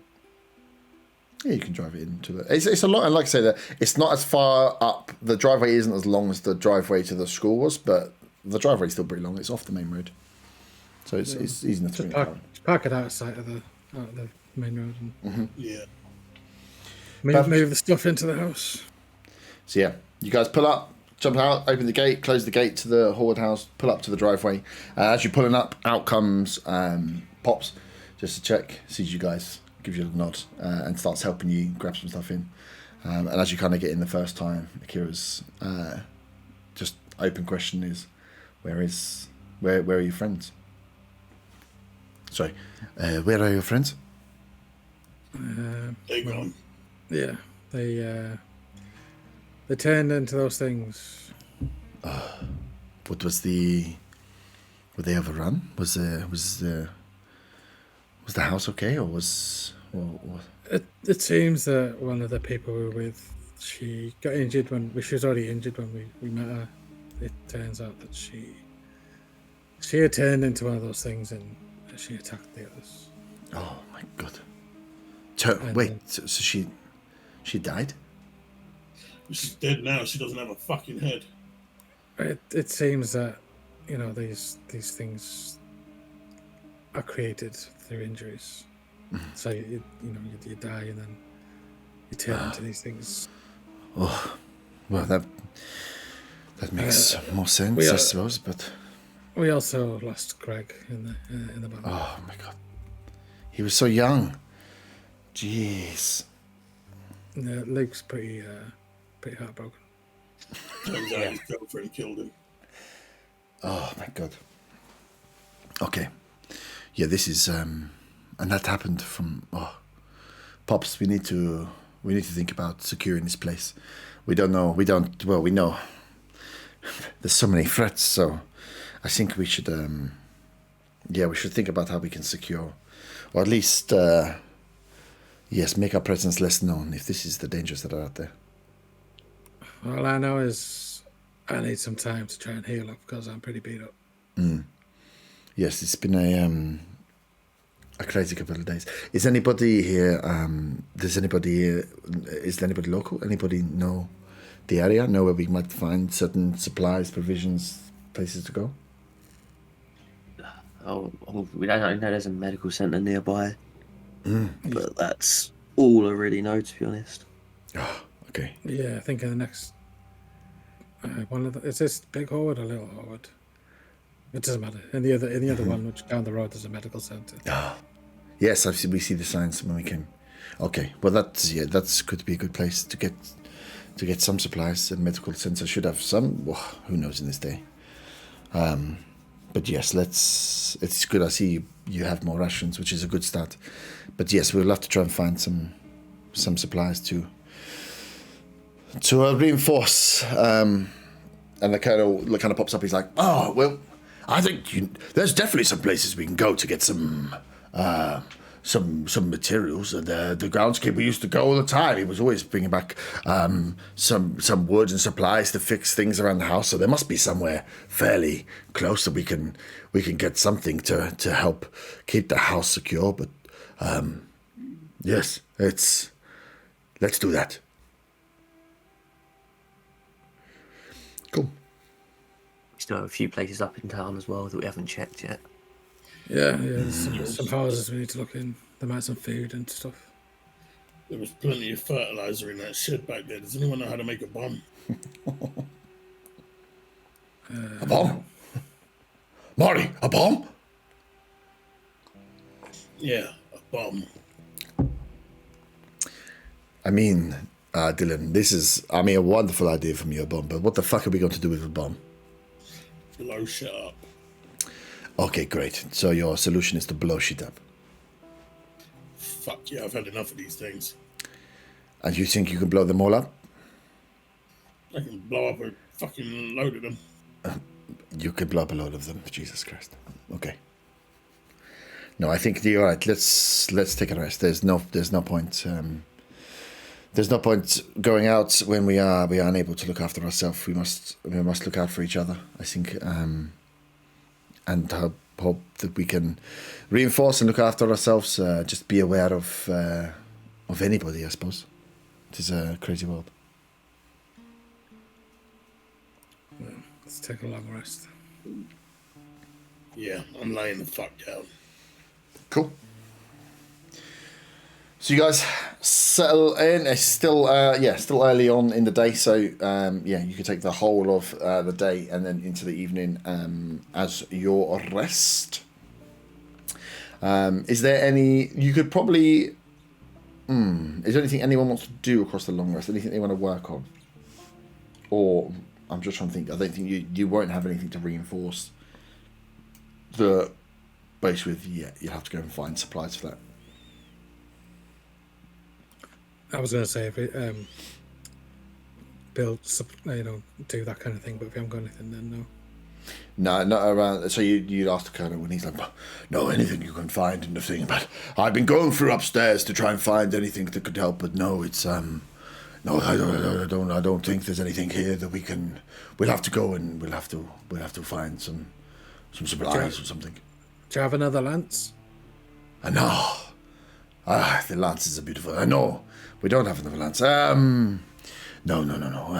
The once it's one of a kind. We come with the armor. But we might have something else, possibly. Is it a sword? Because if it's a sword, I want a sword. Yeah. You want a sword? I mean, you could have a sword. You're quite a small man, though, Dylan. It'll be a big sword. I'm more than man enough to carry a sword. Oh, I understand the.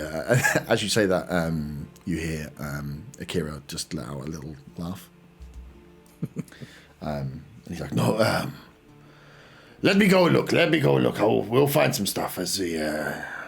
I'll give you a shout when I need your boys to help come and move some stuff during the day." Hey, Colonel, have you got any books? Books? Yes, we've got lots of books. Are there any books that might teach me how to make a bomb? I don't think. Maybe. I mean, I haven't read the books. I haven't read all the books. I've got lots of books, though. You can have a look if you want. I'm going to look through your books. Cool. I was thinking, can I do a bit of training on using the lance? You can. I was picturing like a montage of me training. Just in the garden, charging Exactly what you want. Okay. Yes, you can do some training. We'll say you've done some training. He hasn't offered to cook for everyone yet. I'll work out the roles for training because it'll be a succession of passes that you'll have to do on training days. Who wants to put on the suit of armor to be the? Yes. I think someone needs to wear the suit at some point. Yeah, yes, plenty knocking us up some food. Yeah, I can knock something up. Yeah. Mm-hmm. I'll throw a ration his way. Perfect. As will I. I'm guessing Dylan won't be. Sorry, I missed that. And Luke's cooking. You're cooking? Oh, fuck no. That's all. That was your answer. I'll throw one in myself then. Okay. Here comes the magic. So I've got a D100 dice, but it's multiples of 10. Is that right? Yeah. You'll have a D10 and a D100. So you roll on both. One does the tens and one does the D10 does the single okay. digits.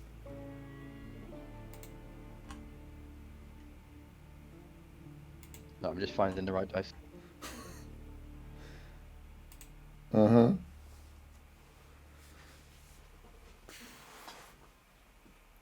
She's there. I think there is a 10. Yeah, it's the same. Or you can roll the D100 twice and just take the first number, second number. She should have one that has all the tens on it. Like 10, 20, 30, 40, round to 90. and then you should have the same looking dice that just has 1 through to. It actually says 0, which is the 10. It's 0 through, yeah. It's like 0 through 9. Yeah, it's like a thimble. No, what are these things called? The spinning top. A dreidel thing. Yeah. It's like a 0 through 9 to it. Oh, it's not looking good. That's 26. 26. Yeah, didn't you make the right Jesus. choice? Yeah. So Can I throw some extra rations in to supplement this? you can't, because you're going to burn 1 ration. So you lose. So what were you given? 4. 3. I was given 2 and I add 1, so yeah, I'll throw in an extra 1. So you were given 3, and you output 2 meals from the 3. So if you throw in another one, that makes it 3. So you can all eat. But that means you've burnt 2 rations. Yeah, but they don't know. As far as they're concerned, I've made 3. Yeah. And they gave me 3. Yeah. Okay. Cool. So you get your rations, you get your meals.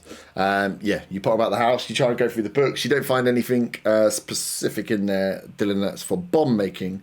But there's lots of books there, lots to keep yourself entertained as you bum around the house. Is there chemistry books? No. Damn it. No. We'll have chemistry. There's a lot of like fiction and novels, leather-clad books. That's not really going to help me. Rich mahogany. Cool. So no, if there's nothing else you guys want to do, then you work your way through the day. Keeping an eye out, kind of taking open watches just to check no one is rocking up and coming around. But yeah, you spend the day for the first time in 5 days actually relaxing, resting, trying to recover. Is that 36 hours? Or? I'm going to grab out one of the other puzzles that didn't land on the road before and start doing a puzzle. Nice, starting to puzzle.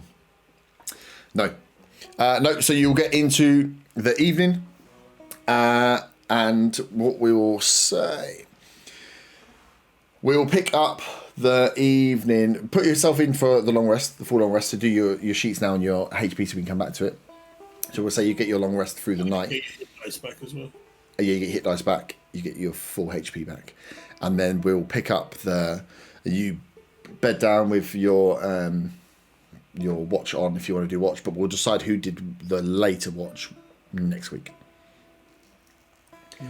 But yeah, your day passes. You kind of help the colonel move some stuff around, have a little chat with him. The rest of the guys are pottering about, trying to look for stuff, trying to make it the place. It's a big place, so trying to make it a little bit more homely. Trying to get in touch with Beth every so often.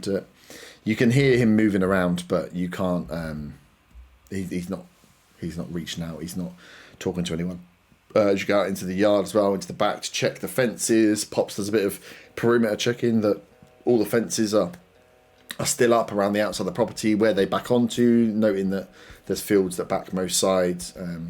And yeah, just always someone kind of keeping watch out front to check nothing comes in from the road. But yeah, you get a day of rest of some normality, a lot of tending to wounds and reflection on what's happened where you are now. How large is this large net that I have? How it is a large net. I think it's a 10-foot square net. Could we improvise like a trap on the driveway? Like dig a hole and cover it with a net and then leaves and sticks and shit? You could definitely try. We'll do that while we're resting as well. Yeah. Which one of us is going to be the one that falls into it? Luke. Just all you need to think about on that is where you put it, because the car is obviously on the inside. Yeah, maybe somewhere. I don't know. It's just if anyone comes up, we want to. Yeah. So the net does have the net is something that can be thrown, and then it has like a strength check to get out. If you're caught in the net, you become essentially grappled, and you can attack it to get yourself out. So it can be used to trap people, but it's where if you dig a hole and put a net over it, which is fine. My worry is your car's then stuck inside. You can't get it out without driving over the hole. So just be thinking about where you want to put that size. Do you think that the driveway was that wide? So it's where you'd want to put it. Yeah, ideally you'd want it right in the middle to catch people off guard, but You think about it. We can do it. We'll have a bit of of the end part of the rest at the start of next time. Yeah, I think it's a good that'll place work. to stop here rather than finishing it out. But yeah, so a lot of self-reflection on the last couple of days, on actually having a nice rest day in an area that's large. A bit of sweet irony that you found a place that is quite comfortable with some new comrades, which was Graves' idea, but Graves isn't here to enjoy it, I suppose, as you sat down. And who picked up the all of Graves' bits? So Luke's got the gun. Who took the armor? I had the armor. I gave it to Luke, so Luke's now wearing it. Luke's on the mountain with an army light vest on, a gun, and a lance. And then who picked up the radio? I picked up the combat knife. Yeah, I've got the radio. You got the radio, okay. Cool. So yeah, I think that makes sense to stop there, and then we'll pick up the back end of the night. So the 36 hours for you will count as the whole day, because to go into Winslow and come out wouldn't have been that many hours. So your 36 hours will take you all the way through the day, through the night, and a bit into the morning of tomorrow to get your full rest. But yes, that seems like a good place to stop. The house is secure. The old school is gone. Your old compadres are gone. Luke's best friend is dead. And yeah, you've dealt with the bodies of the bandits and of Graves as you have a few new problems on the horizon. You've got the med centre in Horwood still to deal with. You've got the main road. You've got the bandits that have left and maybe come back, and you've got whatever the army might be up to. Lots going on. Sweet. Does anyone have any questions? Any bits they want to add before we call it? Yeah, seems good for the night. Seems good. Good session. Dylan got some combat. About time. Almost died straight away. You left me on 1 HP there before the first day. Oh, really? I was wondering.